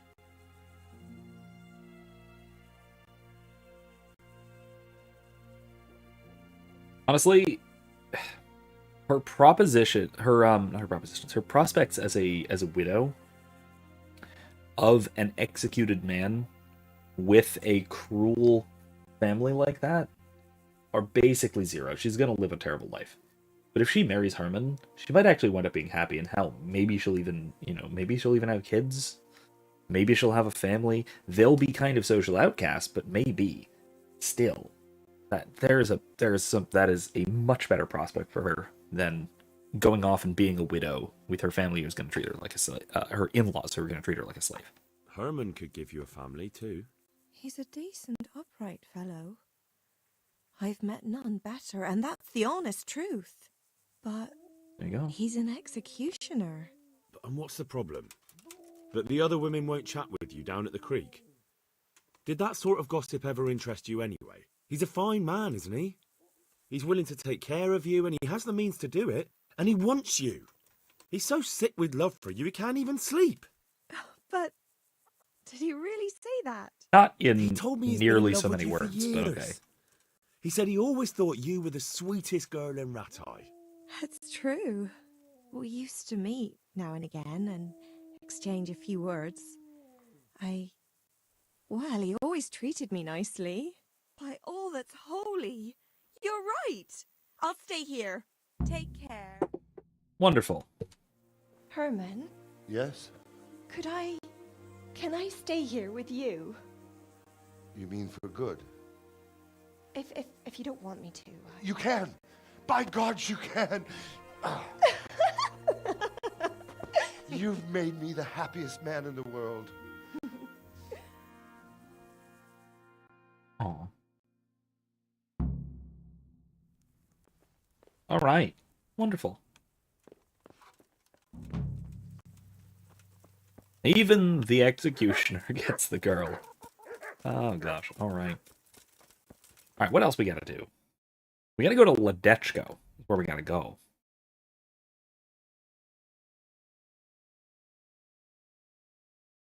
Yeah, that was a nice one. Henry's part. That was good. That was real good. Real smooth. Good one there. What is this? Activity gear. I'll go check that out. Why not? Let's go to the middle. Yeah, that ended very nicely. I'm glad to see that. That was pleasant. That was downright pleasant. Far more so than she goes off with her. Oh, Peshek wants me to do something. All right, never mind. I'm gonna go to Ledechko. The woods outside of Ledechko. Which woods? This one?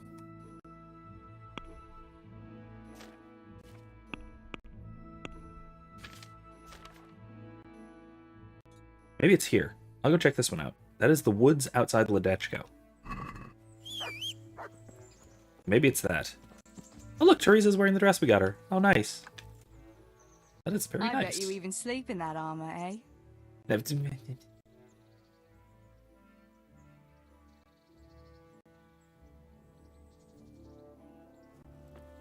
really nice. That is a nice dress. But, all right. let's go to the ruins near Ledechko. Yeah, this was actually right about where I was riding. I was riding just past there, when there was a rope line strung across the path at head level on a horseback. Very, very clearly designed to take someone off of a horse, to unhorse somebody, to do violence to them, and then this guy who I just beat at the tourney, Black Peter, jumps out of the bushes at me with a sword. Kind of sleep in the armor around her. I have, I think, actually. I almost want to say that's why she said that. I know it's, I don't think so, technically, but I have. What?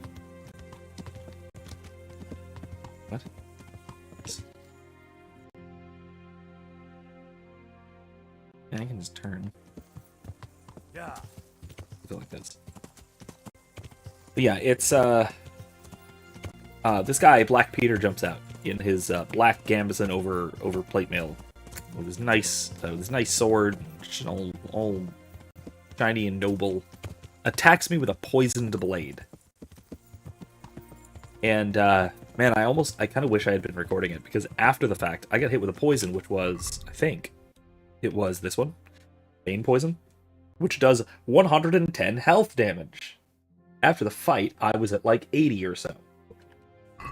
Actually, I think it was a little less than 80. Yeah. And so I was desperately downing health potions and things to slow down the injury that I was having, to slow down the pain. Yeah, right there. Not too bad. Yeah. To slow down the horrible dying pain, and I barely managed to survive it. I did. I made it. But oh boy, was it close. It was close. That's a cliff in it. No, it's not.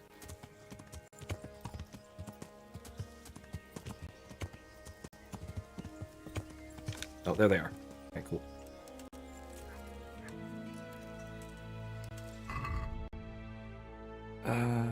Spellmaker potion. 2 long distance arrow.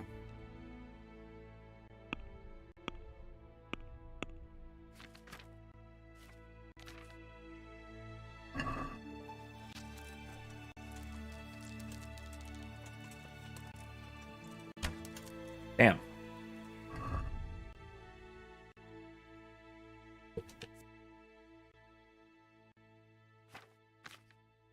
Wait. Did that just use all my long distance arrows? Okay, that is the last time I apply a poison to an arrow. Oh my god. Horrible, horrible mistake. Alright, fine. Let's put it on my sword.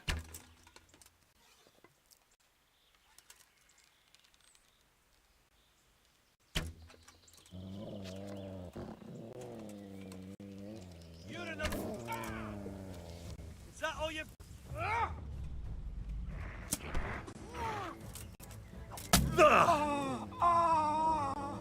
Was that him? Did I get him? Ah! Yeah!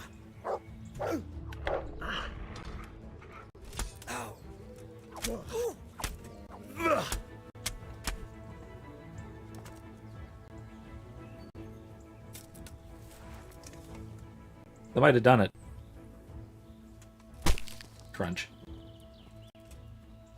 Ooh, Kevin got his youngest niece a nice plush doll of Mother Mary and Baby Jesus for Christmas. That's adorable. I love it. And its ear. Hunting arrows.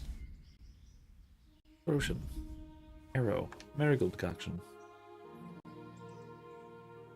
Nothing else worth taking. Leader. No, nothing worth it. Yeah, that sounds absolutely adorable. I love that.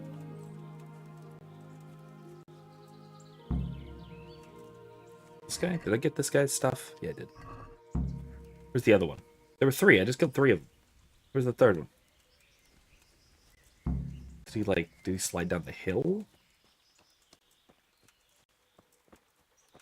You know I just killed 3 of them. Oh, nice sword.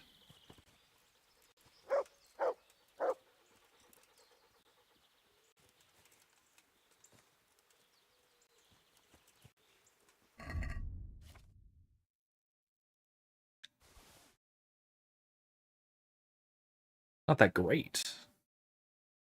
But it's nice looking. Let me see. Tailor's kit and armor's kit. Let's see how we do. We need this.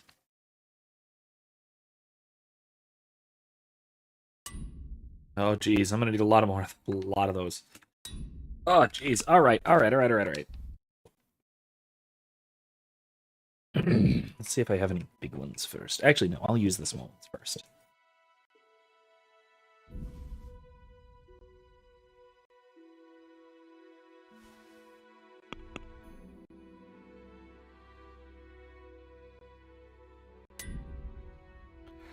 My God.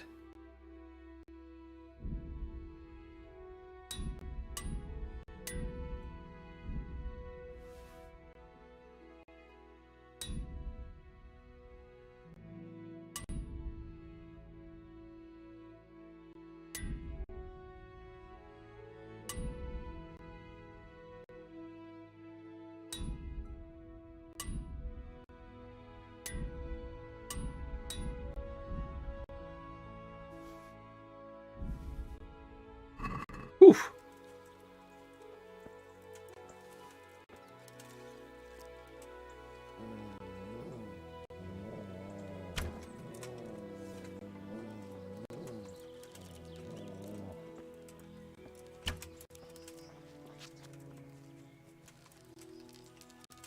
Get back here, coward. Can you have a dog too? Thought I saw him have a dog.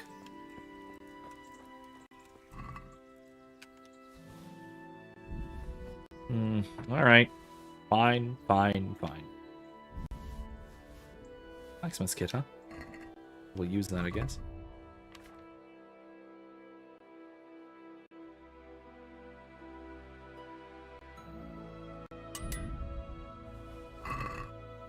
Actually, what about that black hood? I already have a black hood. The axe. Here. Alright. Good night, Kevin. Thanks for stopping by, and I'll see you next time. Feel free to swing back and watch what you missed. I don't think there's going to be too terribly much left, if I can, unless I can find this, this son of a bitch who's the Lubosh's buddy. Supposed to be in the woods outside Ledechko. We are currently in the woods outside Ledechko. They really put a very hard lock on that? That's ridiculous.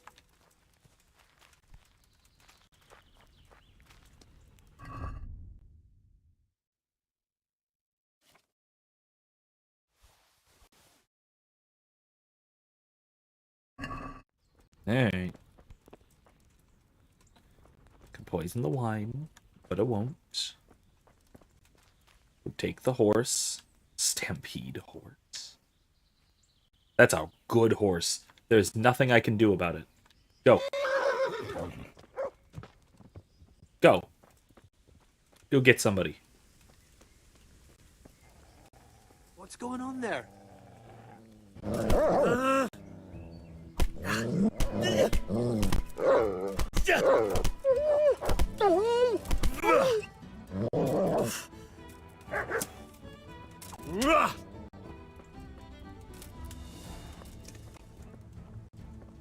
Fine. I had no intention of killing the dog, but fine.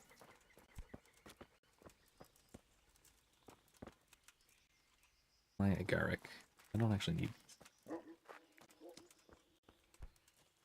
See, I figured the woods outside Ledechko was right here. But it turns out I was wrong. Oh, right. Also, Blessed Feast of the Immaculate Conception. I didn't mention that. I ought to have. Which actually, that's another thing worth talking about, I suppose. Unfortunately, Kevin's going to miss it, but that's okay. We are, the Feast of the Immaculate Conception is not actually something that existed in the 15th century, let alone the very early 15th century where this game takes place. That is a feast that actually I think arose in the 20th century. I think still less than 100 years ago. I think it was the First Vatican Council.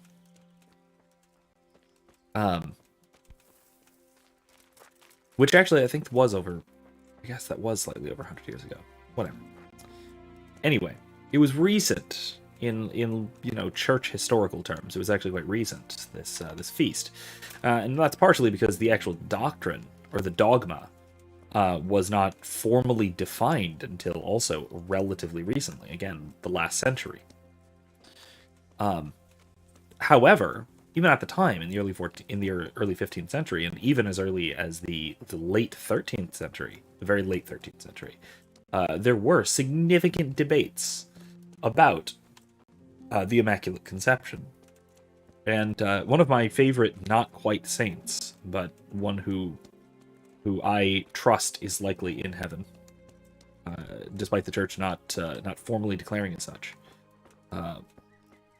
is Blessed John Duns Scotus, was the chronologically the first really, and certainly one of the strongest defenders of the doctrine of the Immaculate Conception. Then only really the theory of the Immaculate Conception, and he defended it vociferously against Thomists, especially, who held that Mary was without sin.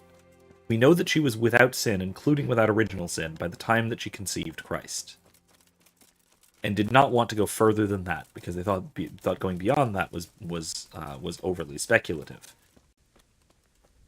However, Duns Scotus, I think very boldly at the time, went against the strong tradition and defended what he found to be true, and what actually turned out to be true. He turned out to be absolutely right. I think there's actually a movie about it. There was a small, I think, Italian film called Blessed Duns Scotus, Defender of the Immaculate Conception, or something along those lines. I'm very close to that. It was very good. It was a good movie. It was very slow and very ponderous, and it involved a lot of intellectual debates. I forget if it was in Italian or in Latin, the debates. Either way, I was able to more or less understand it.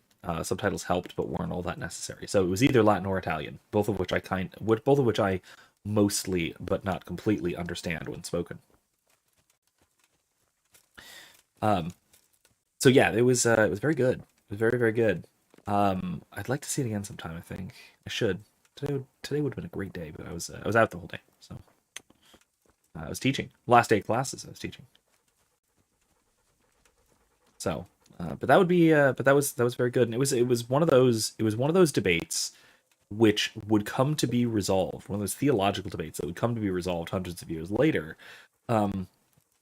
But that somebody like Scotus had the boldness to hold to a position that was at the time controversial, very, very controversial, but turned out to be absolutely correct.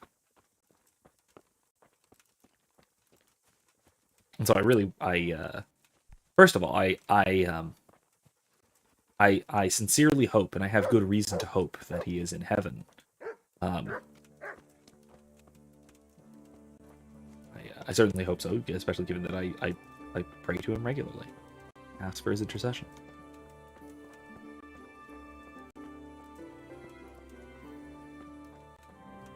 Anyway, that, and I have a particular intellectual devotion to Duns Scotus. I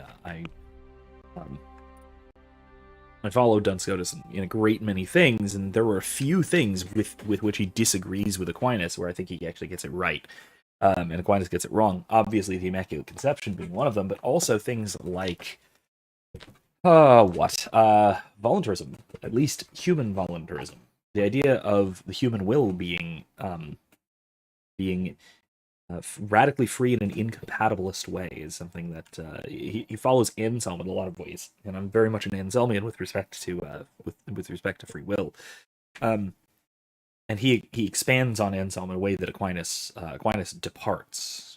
Aquinas goes in a far more compatibilist and almost deterministic sort of way with respect to free will. So let's see, 50% more charisma when talking to women.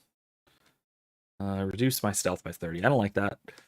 I don't like any of these trade-off perks, really. Really don't like the trade-off perks. Schola. This local hero, Scout. Yeah, I'll just do Scout. Do I still get one more perk point at 20? I think I do. Main level 20.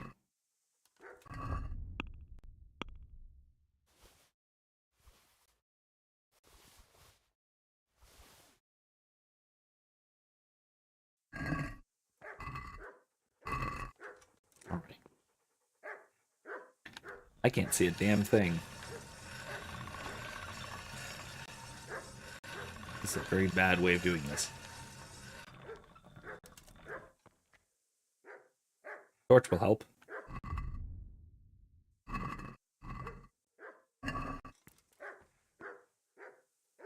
Oh, this is such a beat the hell axe. Look at this massive axe.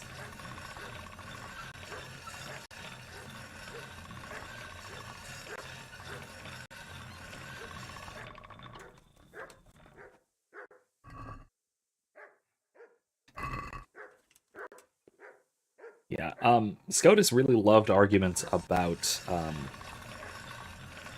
rather than logical necessity, he would defer often to what he called consonance of doctrines and ideas. That an idea was more likely to be true if it were, as he said, highly consonant with things that we know to be true.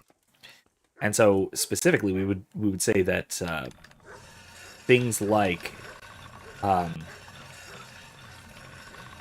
God's specific commands of the divine positive law were highly consonant with precepts of the natural law, which is why they were promulgated, which is why they were legislated by God.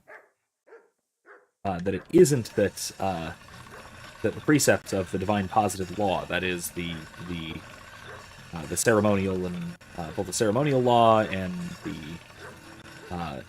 ritual law and ecclesiastical law. It's not like all of those things were necessarily. It's not like they necessarily follow from the natural law. They're not specific in that sense. They could have been otherwise. In other words, God could have chosen. Friday instead of Sunday as the Lord's Day, for example. God could have chosen to resurrect Jesus on Friday instead of on Sunday. Technically, there's nothing impossible about that. However, Scotus would argue that they are highly consonant with the natural law, and in that one, I think we can say something like, and I don't actually know if Scotus argues this one in particular. I think he does. I'm not sure. You can argue something like that God chooses Sunday as the fulfillment of the Old Testament law of the Sabbath, and the reason that he chooses Sunday is because when Christ died,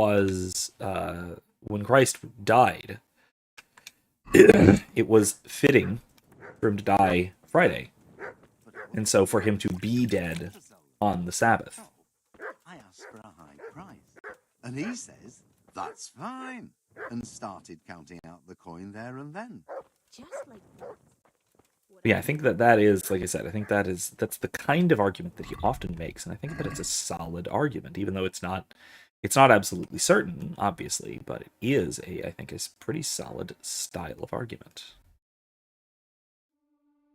Now, there's a cave over here I haven't been to. I don't think I've been to. Is it this? Woods outside Ledechko. Maybe it's over here, and maybe I should wait until morning for this sort of thing.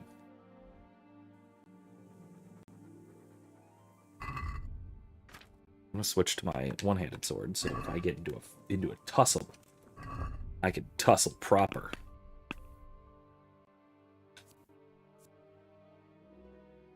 I need to go back to Sir Barnard, but I need to do that in the morning, so not yet. Friend in need. I can do that now, probably, or everyone goes to sleep. And the translator, maybe I can do that eventually. It's the trade. No. Oh yeah, that's in Assasso. That'll do eventually. Monastery. Version of the Dovecot. That's in Skalitz. Okay. Continue according to the Black Chronicle.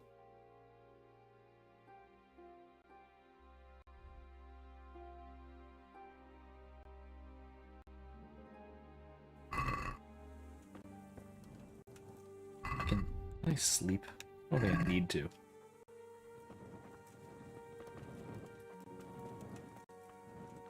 Let me see if I can go talk to the miller over here.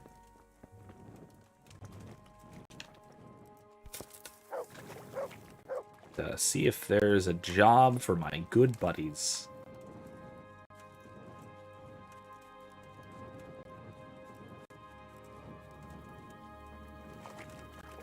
Wait, what?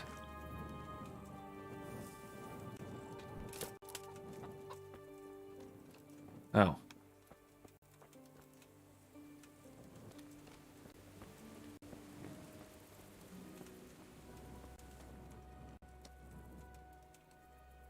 Alright, fine.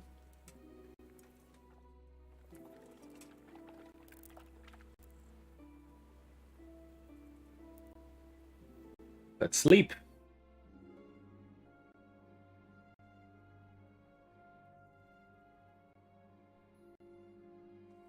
Excuse me?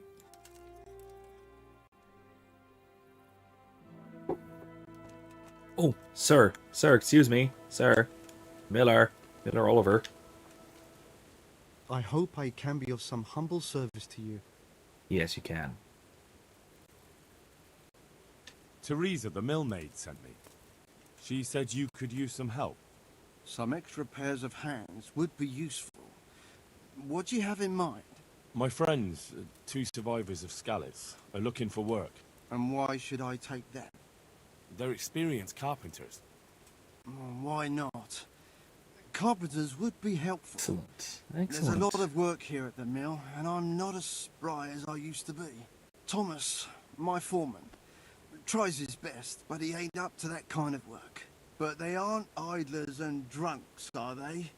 I only take in people who are willing to do hard, honest work.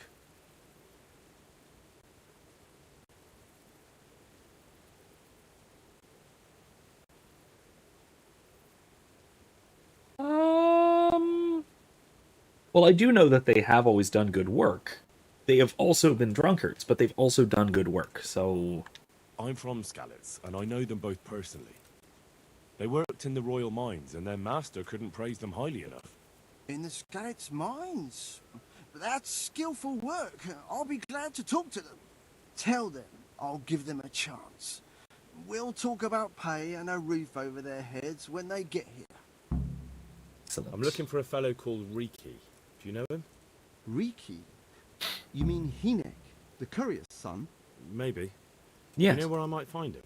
He's not usually around here. Try asking at his home. But I hope you've got a thick skin. The old courier ain't exactly charming. Okay. So you know this Hinek. Can you tell me something about him? Not much, I confess. Most of the village folk avoid him like the plague. Why's that?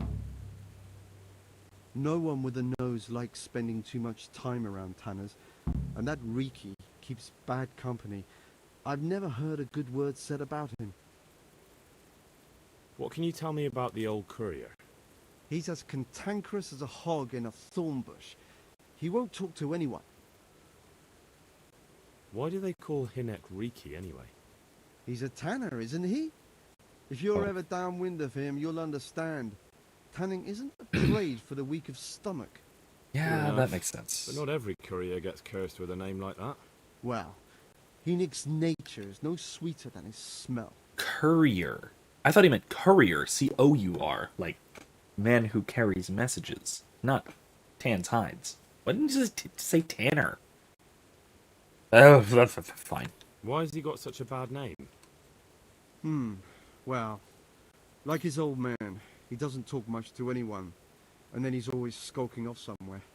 I heard he got a taste of the pillory in Rattay for thieving, and in Neuhof he got boozed up in the alehouse with his cronies, and they beat up some merchants.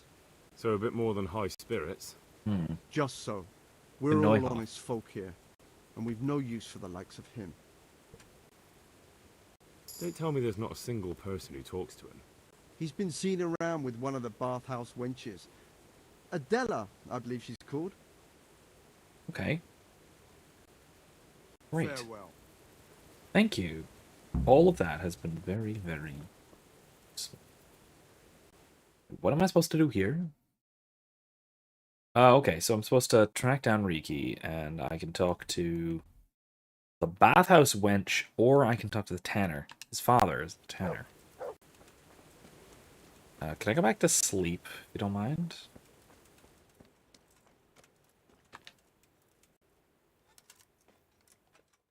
Let's see. How long I get until I get woken up. Not long. Not long. Fine. Fine. Fine. Let me just go to the alehouse then. Or the bathhouse.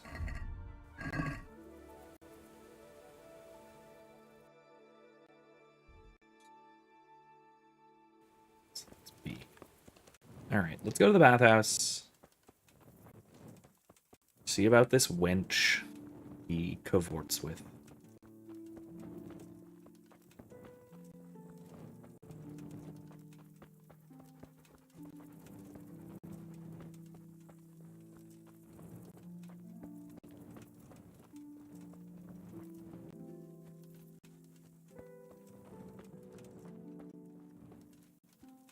I'm gonna go inside. I have to go inside. Let's see. Is it open? No. Not open.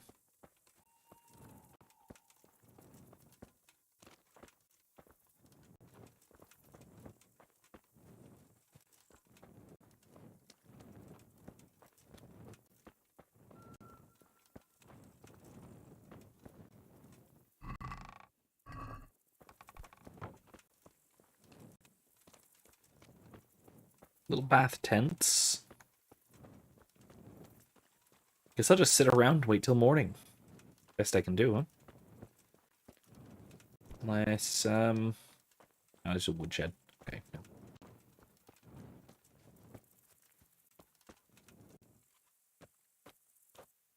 Read some books. Legend of Christianus. A man whose legs were crippled. Feet from St. Vitus. Blessed by Wenceslas. Wrath of God descended on them. Okay. Put it away. We'll put it away. On the Adamites. Or naked worshippers. Ooh, these are fun heretics. Okay. In the year of our Lord, 1259, a new heretical sect had come to Bohemia and settled amongst the people. The Adamites, or naturists, travelled through the land at that time, exposing their backs that did roll as pigs in the mud, and beat themselves with canes, and then through the land did proceed with their nakedness and shame for all to see. They spake evil of our fatherly pastors and the word of God, when they proclaimed that our devotion to God and our atonement be of greater worth than your praying. They did press for the Holy Mass to be done away with, for it was their belief that every soul could find its way towards the Heavenly Father without the Holy Church's guidance. This honestly sounds like Protestant hippies. And when the common people and lords alike did see this, for they were ignorant of the knowledge that it was the devil's hands that led the Adamites, they did join unto them, and in great numbers their backs did beat. Even the women did avow themselves to these unclean deeds.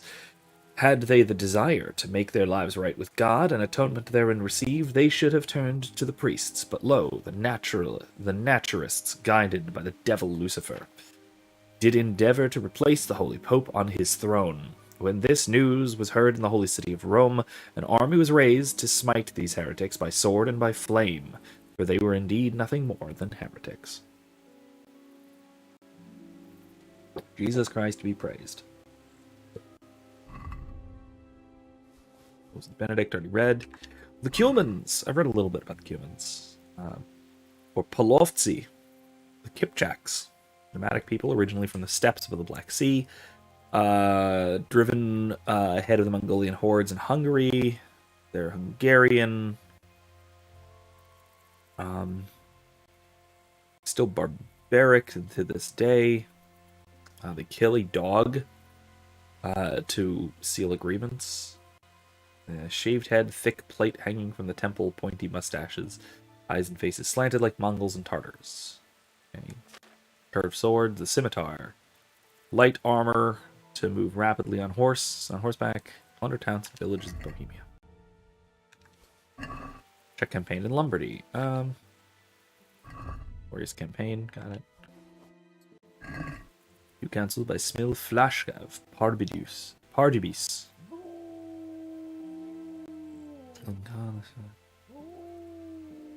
Oh, this is a poem.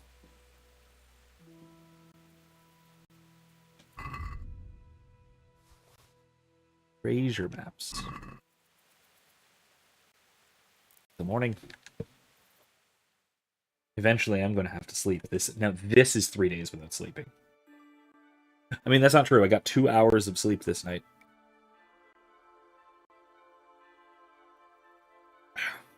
What, does Henry have a newborn or something? It's one of those parenting jokes. Anyway. Oh.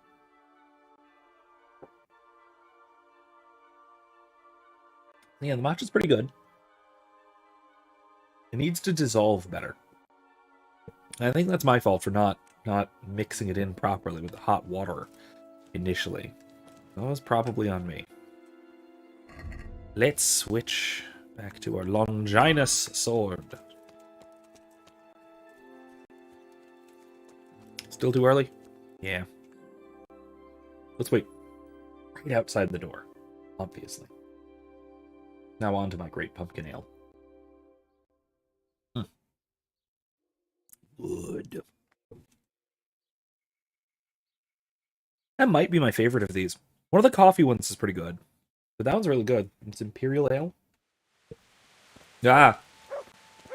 Sir. Well, he's still asleep. Ma'am, I need to talk to you. Sir. What? What? Something the matter? Good day to you. Good day, sir. I'm looking for a fellow called Riki. Do you know him? You mean Hennek? He's the tanner's son, isn't he? Any idea where I could find him? I don't know. Tried his folks' house, but he doesn't spend much time there. Farewell. Fine. I'll go do that while I'm waiting here.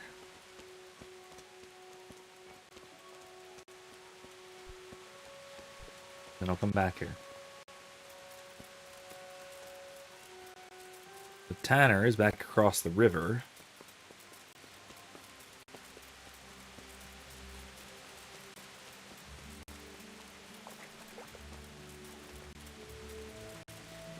God, this river crossing would be quite literally impossible for a cart. It would be completely impossible for a cart.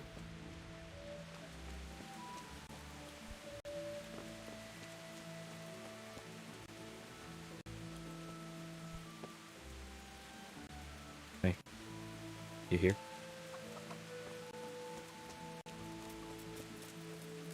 Oh, hi, pig.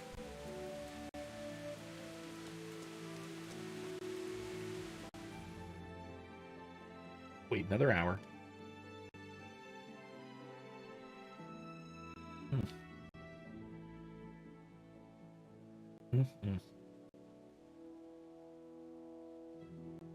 Man, I will say, I gotta say that the gameplay, like story progression that's in this game is so slow. It takes a long time to get things done. it seems like to me. I'm at your service. I actually really Sir like Knight. that, because it goes a while. There's a lot to go. There's a lot to do and a lot to have happen. But man, when you're trying to get through as much as you can in a 3-hour stream, ooh. I'm looking for your son. Any idea where he might be? I don't know nothing. Don't you at least know where he usually goes? It's important. Okay. Hinek shows up at home once in a blue moon, so I don't know nothing about where he gets to. Even if I did, why would I tell every Tom, Dick, and Harry? The whole Tom, Dick, and Harry thing seems very anachronistic. Watch your tongue, peasant. I'm an envoy of Sir Radzig Kobyla, and this is an official investigation. Stop trying to put me off, and tell me where your son is right now. I apologize if I offended you, young man. But still, I don't know where Hinek is. He turned up at the house a while back, but then he vanished again in a hurry. And you don't know where he went? What? Look, what was that? It's been clear to me for a long time that my boy was headed for the gallows. But I'm still his father, right? And you can't expect me to rat on my own son. If you value your son's life at all, you better pray I find him, because I'm not the only one looking for him. That's no surprise. But what of it? If you're here on behalf of Sir Radzig, there's nothing waiting for Hinek but the gibbet. It doesn't have to be that way. If Hinek cooperates, he can save his neck. I can't say you put my mind at ease. But to hell with it. I'll tell you what I know. All right. He was here a few days ago, but he left right away. He looked like he was in a hurry. And you don't know where he went? I've got an idea, but I don't know where it is exactly. I don't follow. Hinek makes some money on the side from poaching. He boasted to me a few times about what a great hideout he found in the woods, but he never told me where it is. Well, it's not much to go on, but it's better than nothing. Thank you. I'd like to talk to you about your Hinek. I'm very busy, so make it quick. Okay. What else is Do you at least know any friends he's with, or someone he goes to see? As far as I know, nobody here in the village talks to him. I heard he's seeing some bathhouse wench. Maybe. He can't get it for free, so I suppose he has to go to the baths. Don't you have any clue at all where his hideout could be? I really don't know nothing about that. I could tell when he'd come from there, is all. How's that? Because every time he brought some hides for tanning and money. He had money because he sold the stuff right away? I suppose. He never kept any of his loot here. Do you know who he sold it to? No. But the innkeeper came here now and again and gave him coin. Of course, it could have been for me. All right. I'll ask at the inn then. That's something. What more? Nothing. I swear to God Almighty, I've said all I know. Hinek never told me nothing. I know he didn't talk to you about it, but you must have noticed something, right? How much time did he spend away? What was he wearing? How did he look when he came back? Anything? Well, he came and went at all sorts of hours. I really don't know. Except maybe one thing. He'd come home scratched with brambles and with leaves and muck on him. So he probably went through thick woods to get to that place. I reckon. What do I know? Go. And if he's really in as much shit as you say, please try and find him. Are you looking for someone? Yes, I am. I'm looking for Hinek, like we were just talking about. That was a weird thing to say. All right, so let's talk to the wench, and let's talk to the... What's this? Nothing. And let's talk to the innkeeper.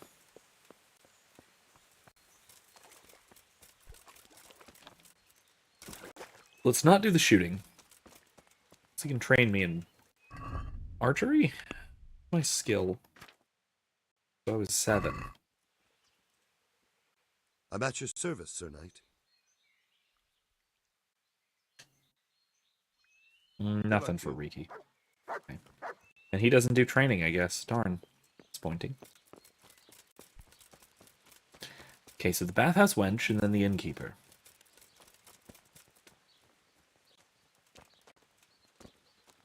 Madam.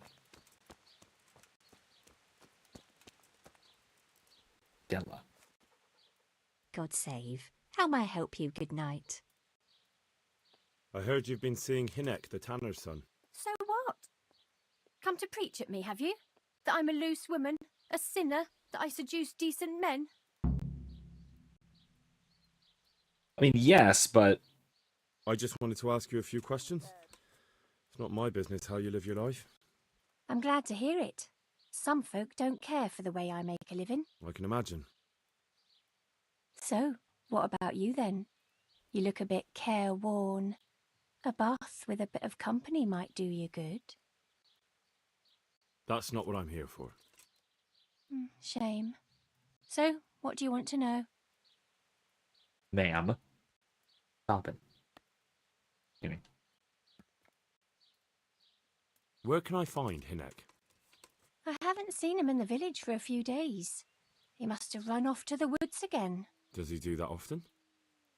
From time to time. What the hell does he get up to there?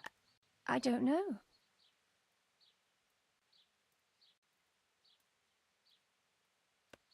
He goes to the woods from time to time. That smells fishy to me. What do you mean? There's no law against it, is there? With all the footpads, looters, cumans, and God knows what other vermin around, it's not the sort of thing an honest man would do. But Hinek doesn't have anything to do with those people. Oh, really? Then what does he do there? I don't imagine he's gathering mushrooms. Mushrooms? No. More like hares or other game. So Hinek is a poacher? That's no surprise. Well, he was never much of one for an honest trade. Do you know exactly where he goes? Maybe he has some favourite spot he might have told you about? He said he has some hideout in the woods, but he didn't tell me where. When did you last see him? A few days ago. He came to me late in the evening, drunk. And that was unusual? I never saw him drink much. He always came to me sober. So he was acting strangely that evening? He was strange. I had the feeling he was afraid of something. He kept prattling on and didn't seem to care about you know what. So I threw him out and I haven't seen him since. Really? Can you remember anything he said that evening? So he wasn't in need of a bomb? I'm not sure. Or he'd received one? He went on about some fellow called Lubosh who died. That he was regretting he ever got into it, but he never said what it was. And that it wasn't worth it for the money. Aye, and then he was talking about the money. That was very odd. What did he say about the money? Just that he had a pile of it hidden behind his house. I see. What did you say to that? What could I say? He was drunk. He kept saying I was a fine girl and other harlots wouldn't go with him even for money. And if I wanted, I could even take half the money and leave. Or he'd go with me and we could get married and such. Oh, just poppycock. Did you go there for a look? No, I've got better things to do. Obviously he made it up. Where would a layabout like him get so much coin? Yes, I understand. She has absolutely no respect for him, as a thought has no respect for her simps. Did he tell you exactly where he hid it? He said he buried it at his father's small holding, in the western corner. All right, thank you. Okay.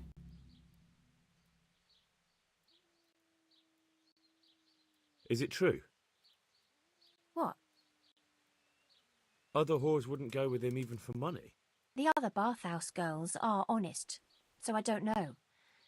The truth is, I felt a bit sorry for him. Folk don't like him, but it's only 'cause his old man is a grouch and a tanner. So you only felt sorry for him? Both of us are the black sheep of the village. There's nothing more between you? No, nothing. Maybe Hinek thinks differently, but that's how it goes. Sure is. I found out that Hinek goes poaching in the woods and he's got a hideout there. What do you know about it? Don't worry. Hinek has much bigger problems than being caught poaching. And you're not involved in it anyway, are you? No, I'm not. It's true he used to go hunting in the woods sometimes. When he came back, he'd usually come to me. That's all. How did you know he'd been to the woods?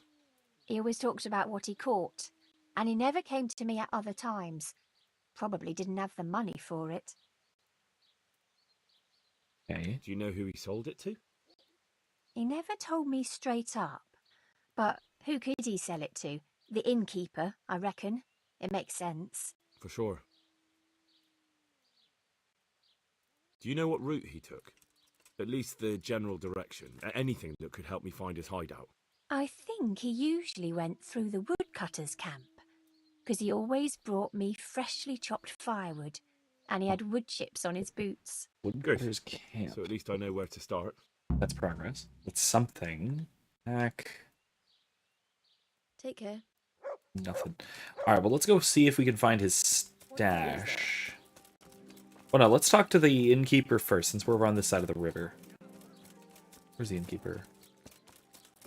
This is the inn, right? Yeah. Tavern, I suppose. You're not the innkeeper. You are. I hope I can be of help to you, knight. I want to ask about the courier's son, Hinek. But ask someone else. I have nothing to do with Riki. He'd only drive my customers away. Really? I heard a different story. I heard the two of you do business together. Who are you, anyway? A friend of Hinek's. He's gone missing and I need to find him. I don't know where he is. But if you find the bastard, tell him he still owes me some goods.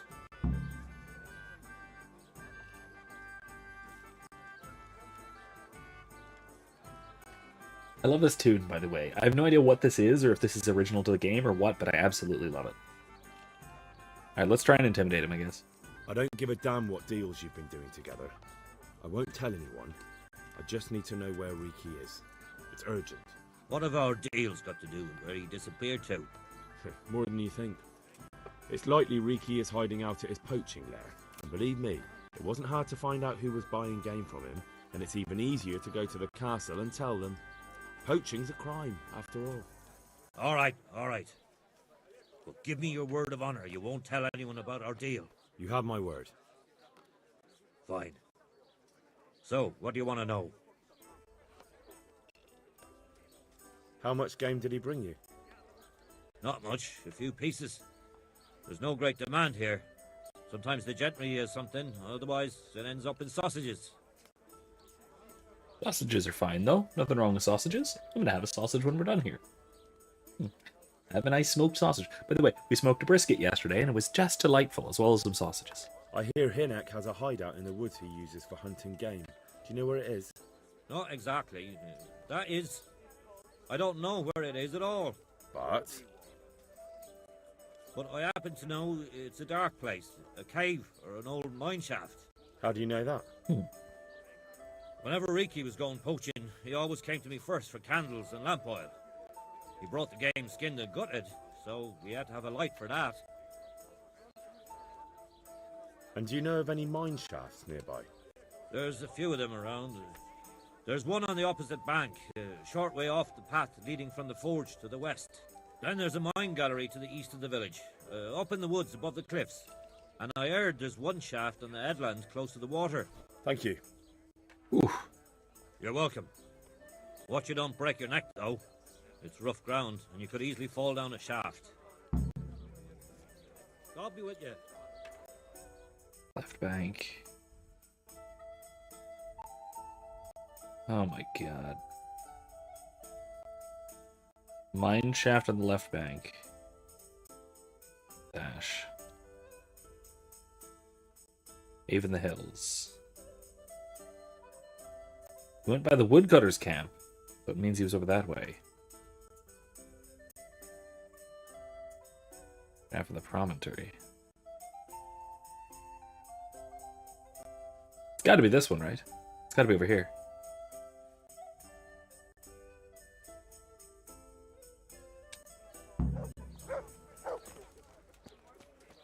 Alright, well, let's check his stash, and then we'll go up that way towards the woodcutter's camp. And that should do it. That'll actually probably take us the rest of the night. We only have 20 minutes left.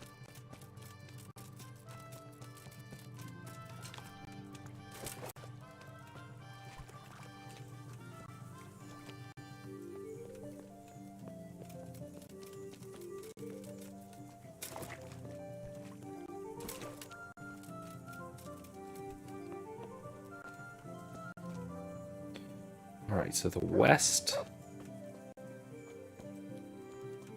Is someone there? Yeah, it's me. Hi again. Could sit here, give it some thought.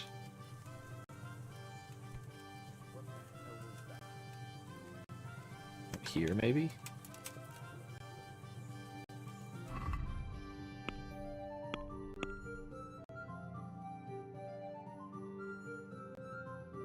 Ricky's stash.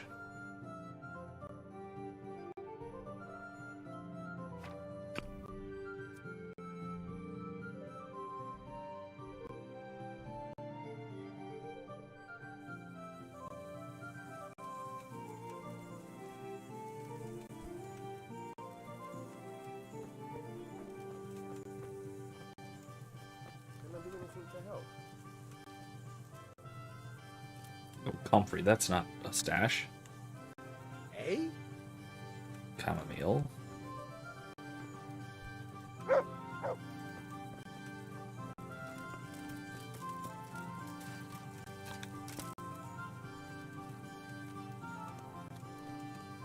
Over here.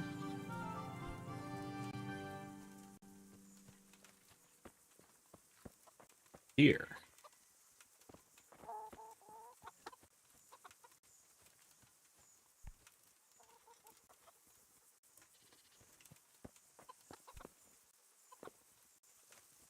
Uh-uh.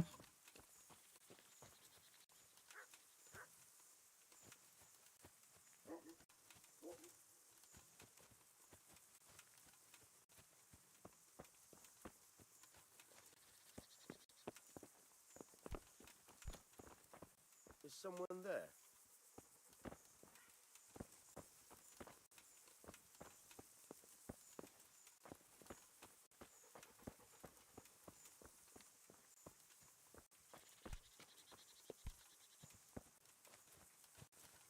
What was that noise?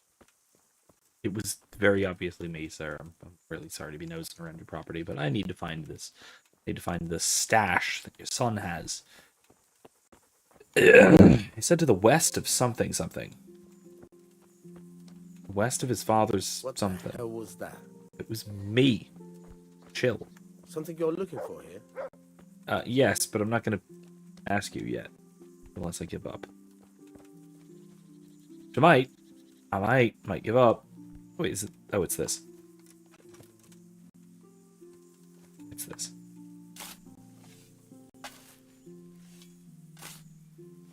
Don't worry, sir. I'm just digging.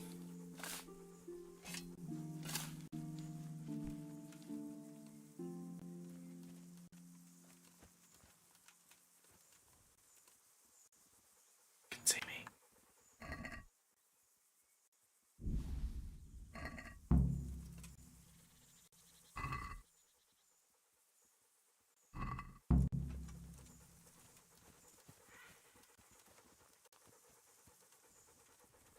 It wasn't a lot of money, but it was something. Can I get out of the hole? Please.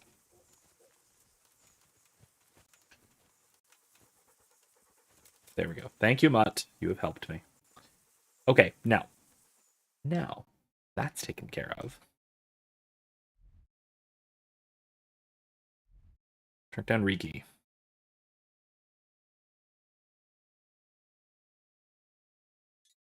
Let's get the woodcutter's camp, which means let's just travel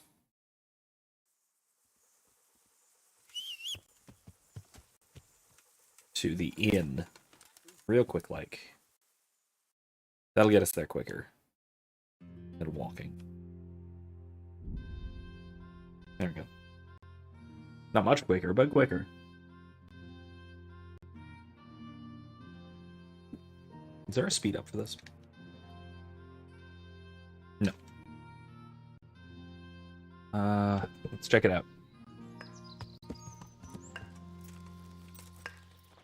Oh, it's that thing. The dink dink. Oh, dead woman.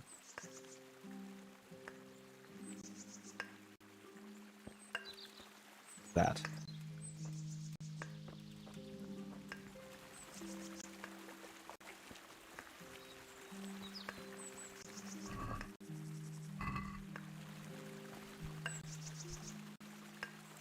Ma'am. What are you doing, you murderer? What the hell are you talking about? I saw you again. stealing from her. I was looking for signs of life to see if I could help. Uh-huh. And could you? Unfortunately, it was too late. All right. I suppose you're innocent after all. I'm glad you saw sense. But we'll just have to report it to someone. Okay. Nothing really I can do about this then, I suppose.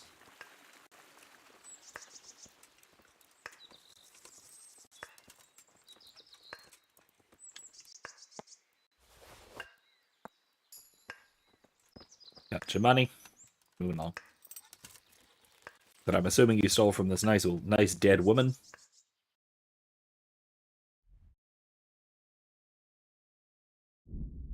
Let's continue along, shall we? I could just bushwhack through the woods to get to the cave, but I want to get to the woodcutters first. Let's handle this, I suppose. What did you say? What did you fucking say? You fucking sodomite! You're dead! Oh! Dead!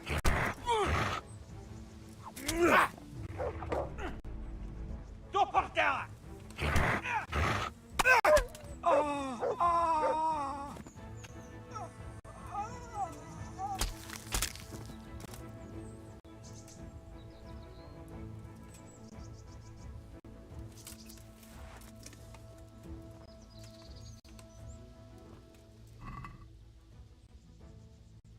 And nothing great.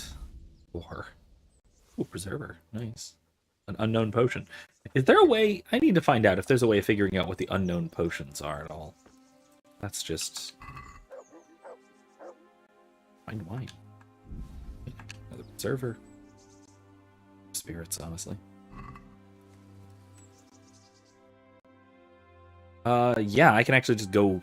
I'm just gonna walk. Just gonna walk it from here. Leg it.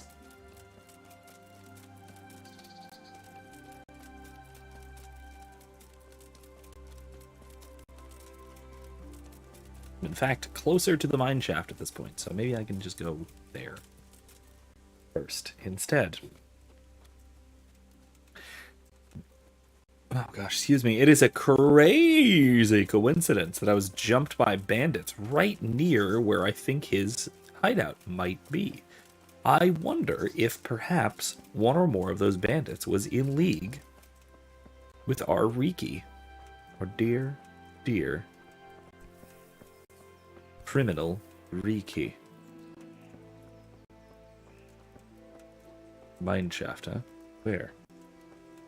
Let's go down. Oh, it does. I do most certainly do not want to fall down there, do I? That is death. What that is.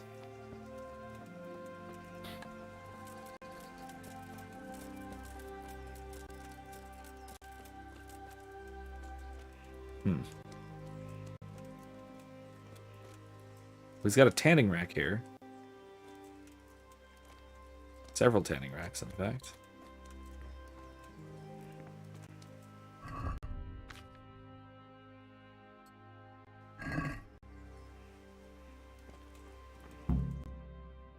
Oh.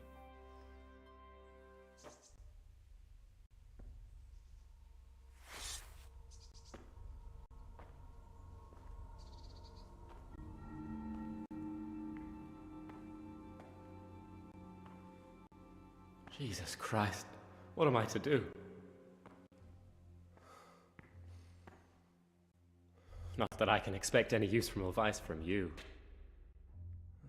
At least, you have no more cares. Need someone to talk to? Fuck! Don't kill me. I can explain. I won't tell anyone. I swear, I've no one to tell anyway. Just please don't kill me. I'm not planning to kill you. You're not one of Runt's men? No. Huh. Then who are you? Alright, well, let me switch my blade back. Oh, I can't switch my sword back. Oh, boy. That's not important. The important thing is we have a common foe. Considering all the enemies I have, the odds of that are pretty high. I'm talking about the gang that raided the Neuhoff stud farm. I know you were there. I was, but I've got nothing in common with those bastards. I'll take your word for it, providing you tell me what you know. I don't know why you should care. If it keeps my neck out of the noose, I'll spill the beans. That Neuhoff raid of yours didn't turn out quite as planned, did it? Depends on whose plan you're talking about. We were up to it to grab some loot and bugger off. Only Runt's cutthroats was there to shed blood. What do you mean, Runt's cutthroats? There were two gangs there, mine and Runt's. We was only there to steal, but they wanted to slaughter everyone. But when you realised what they had in mind, you didn't have to go along with it, did you? But we didn't know nothing, even though we were going to Neuhoff. They told us to keep watch on the courtyard while they were cutting the horses' throats. Jesus, that fucking vexed me. Their horses was the most valuable thing there. When I spoke up, though, Runt gave me such a bollocking I knew I'd better keep my mouth shut. And when they said we was going to kill anything that moved, then we knew there was no going back.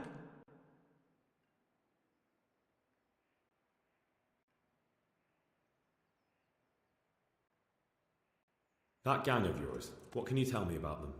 Don't know what you want to know. There was 4 of us. Me, Timmy, Limpy Lubosh, and Pius Pava. Sometimes we'd rob a place or hold up pilgrims. Never nothing fancy. I'm sure you did mischief enough. Who led you? Pius. He was the oldest, and he'd mostly find the jobs for us. Plan them and the like. He got us into that fucking mess in Neuhoff, too. What about the others? Timmy's strong as an ox, with a brain to match. You got more sense out of a fence post. And Limpy. I've been with him the longest. He's my one and only friend, I suppose. Who got your 2 gangs together? You must have made contact somehow, right? Pius. He comes to us and says he's got this prime job. We're gonna rob a farm, he says. That was a big deal, because mostly we just did small stuff. Hold up on the road now and then, nothing fancy. When they told us how much we could make on it, well, we just couldn't refuse. So Pius knew them? I suppose, but I don't know where from. We even got paid up front. I should have known from the start it was too good to be true. Where did the rest of your gang end up? You saw Limpy, right?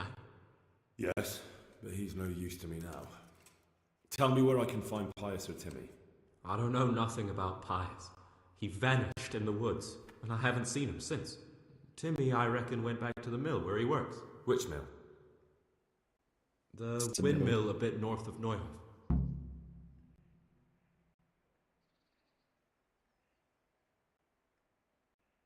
Did you know any of Runt's people? Not a one. They didn't talk to us at all. None of their faces was familiar either. The only thing I know is they called that huge chief of theirs Runt, and Pius warned us to watch out for him. I don't suppose you know where they got to after the raid? On the way to Neuhoff, Timmy told me he was at their camp with Pius. I reckon that's where they've gone now. Did Timmy tell you where the camp is? Somewhere in the woods. He didn't say nothing more. Thing is, Timmy's got quite an imagination. But Pius roared at him to shut it, so I reckon there must be something in it. Tell me exactly how the raid went down. Well, we stormed in from the rear. Runt's people started slaughtering the horses. Jesus, that was bleeding horrible. Meanwhile, me and Limpy had a sniff round the stables to see if we could find anything worth pilfering. And in the end, we got lucky. What did you find? Smill, Sir Hanish's groom. I don't know why he was up and what he was doing in the stables, but we took advantage of the situation. Limpy grabs him by the throat and I slapped him round to encourage him to tell us where the money was. Then it all fell apart at the seams. Quicker than you'd believe. Runt comes running up and skewers the groom like a pig for roasting. My jaw dropped. I thought the stuff about killing was just tough talk. And it wasn't? No, not in the least. What happened then? I'm gaping at Smiller, stuck through and through, and I noticed this boy standing at the other end of the stables. The stupid sods pointing at us, jaw hanging down to his knees, saying, "I know you." Runt turns to us and hisses, "Take him down." So me and Lubosh start running, because the lad took to his heels. At the same time, we could hear the noise of the skirmish in the courtyard. We caught up with the boy at the next farmhouse. I knock him to the ground, but he bashes me with some piece of iron so hard my head's ringing like a fucking church bell. Limpy grabs it off him and stands over him with his bodkin in his hand, and I start praying. In the end, Limpy just gives him a kick and says, "Beat it, Ginger." And then Runt shows up at the gate and hollers that we gotta go, so we scarp it. That's what happened to Ginger, I see. What happened after the raid? We were waiting for that fool, Timmy. Same place as we met them before, so he'd know where we were, right? Stupid fucking idea. But Pius didn't want to leave him behind. Only when Timmy finally turned up, 2 of Runt's men were dragging him. There was some difference of opinion? You could say that, yeah. They started on us right away that we were traitors. They knew we'd let somebody get away, and now we were going to pay for it. They started trying to surround us, and we knew what was coming. But Limpy took his bodkin and let that fucker have it in the belly. Runt? One of the others. Timmy broke free from them, and we all took to our heels. Luckily, they were so buggered from the raid, they didn't follow us for long. They just shouted that they'd find us.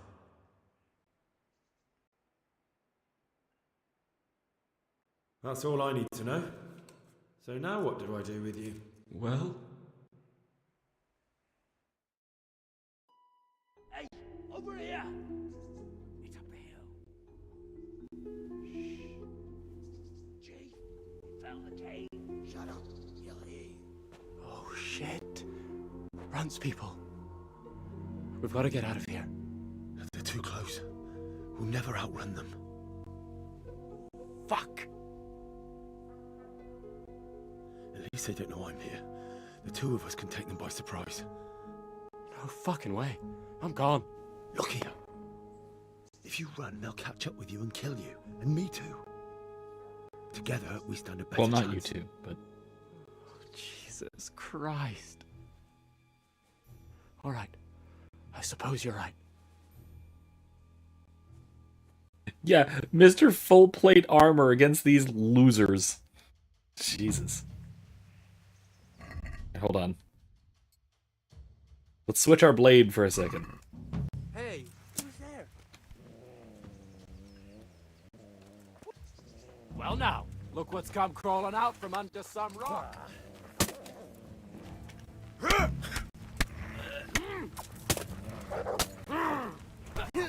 I'll send you straight. Dear God.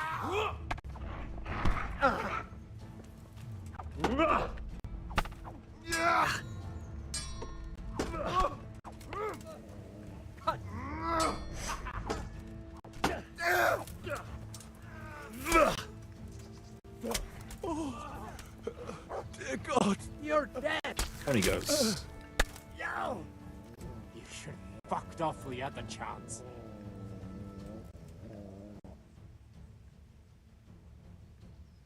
No, forget it. Now you die. A pox on you. Yeah, well, we gotta take him out. We gotta take them out. Because, they are not gonna be reporting back to Runt.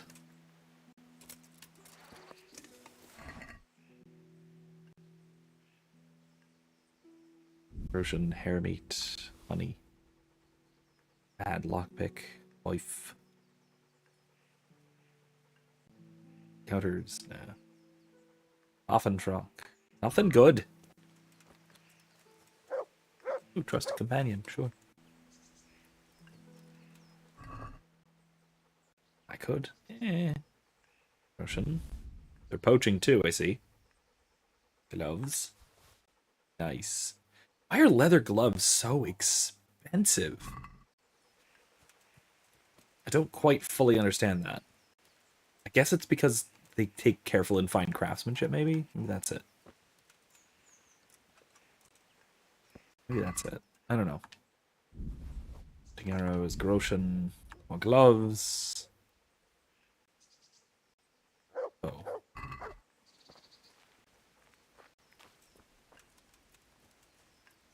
Hunting sword. Okay. Alright, I want to finish this conversation and then we will wrap up for the night. I've got some more questions. What? Who is this runt? What does he look like? Do you know anything about him? I never saw him before, but he's massive and scary as hell. Even his own men are afraid of him. Did you notice what his sword looked like? No, it was just a regular sword, I think. Why do you ask? I think I once had the doubtful honour of meeting that bastard, and he has something that doesn't belong to him. He has a lot of things that don't belong to him, if I had to guess. You're coming with me. Sir Radzig and Sir Hanush will want to hear what you've got to say. Don't suppose there's any chance you might turn a blind eye. Why should I? I didn't do nothing all that bad, and I told you everything I know. You can tell them yourself, and leave me here. And in a few weeks, I'll pack up and clear off.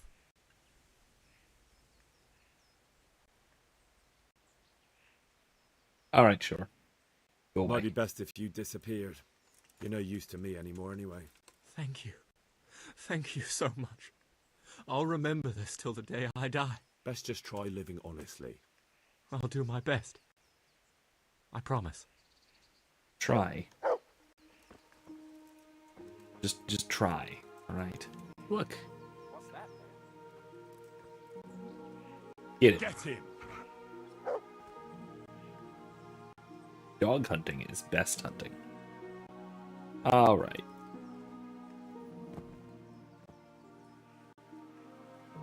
Wait, there's the hair.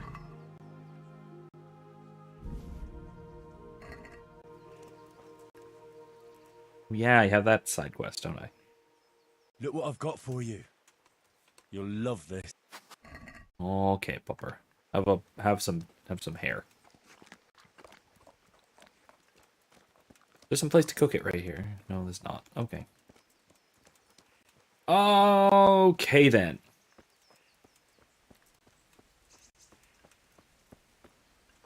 All right.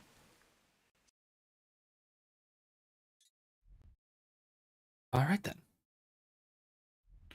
What do they want me to do next? Inquire after Timmy, the old windmill. All right, well, I guess we'll do that next time, as well as a few other various things. We have quite the list of things to be doing next time, certainly. I'll untick this, because we're going to have to talk to them next time. We're going to have to talk to this translator about beating up some Cumans and getting some information out of them. Apparently, there's a sorcerer blacksmith in Sasau. Eventually, we'll find the priest, talk to the monastery. Eventually, we'll talk to Timmy at the windmill as well. We might not do that right away. This I'll probably do. Some of these things I'll do off-stream as well. Just some of the side questy bits, the tasks, activities, that's what they're called. But anyway, thank you all so much for joining me tonight. I had a wonderful time, as I usually do. I've had a great semester. Today was my the last day of it, so I'm wrapping that up. I have some assignments to come in soon that would be graded and all that fun stuff. But otherwise, I'm off for Christmas. So I will be expect a few videos coming up as I gradually begin planning my next semester's classes, because I am going to be having to pre-record some of the lectures and such, just to have them available for students and that sort of thing. So I absolutely look forward to it, and I'm looking forward to seeing you as well on Monday for more Knights of the Old Republic 2, and then again next Thursday for right here-ish for more Kingdom Come Deliverance. So, thank you all one more time for joining me. If you feel like it, if you would like to, if you like what I'm doing and would like to help me continue doing what I'm doing, you can always go down to ko-fi.com/ProfessorMcCoy and throw a few bucks my way. Buy me some coffee, buy me some very hipsterish matcha if you prefer, whatever the case might be. And I greatly, greatly appreciate every little bit that I get to buy. So, thank you so much. Anyway, thank you all one more time for joining me, and I hope you all have a wonderful evening. And don't forget, don't be safe, be well, and more importantly, be good. Good night, everybody.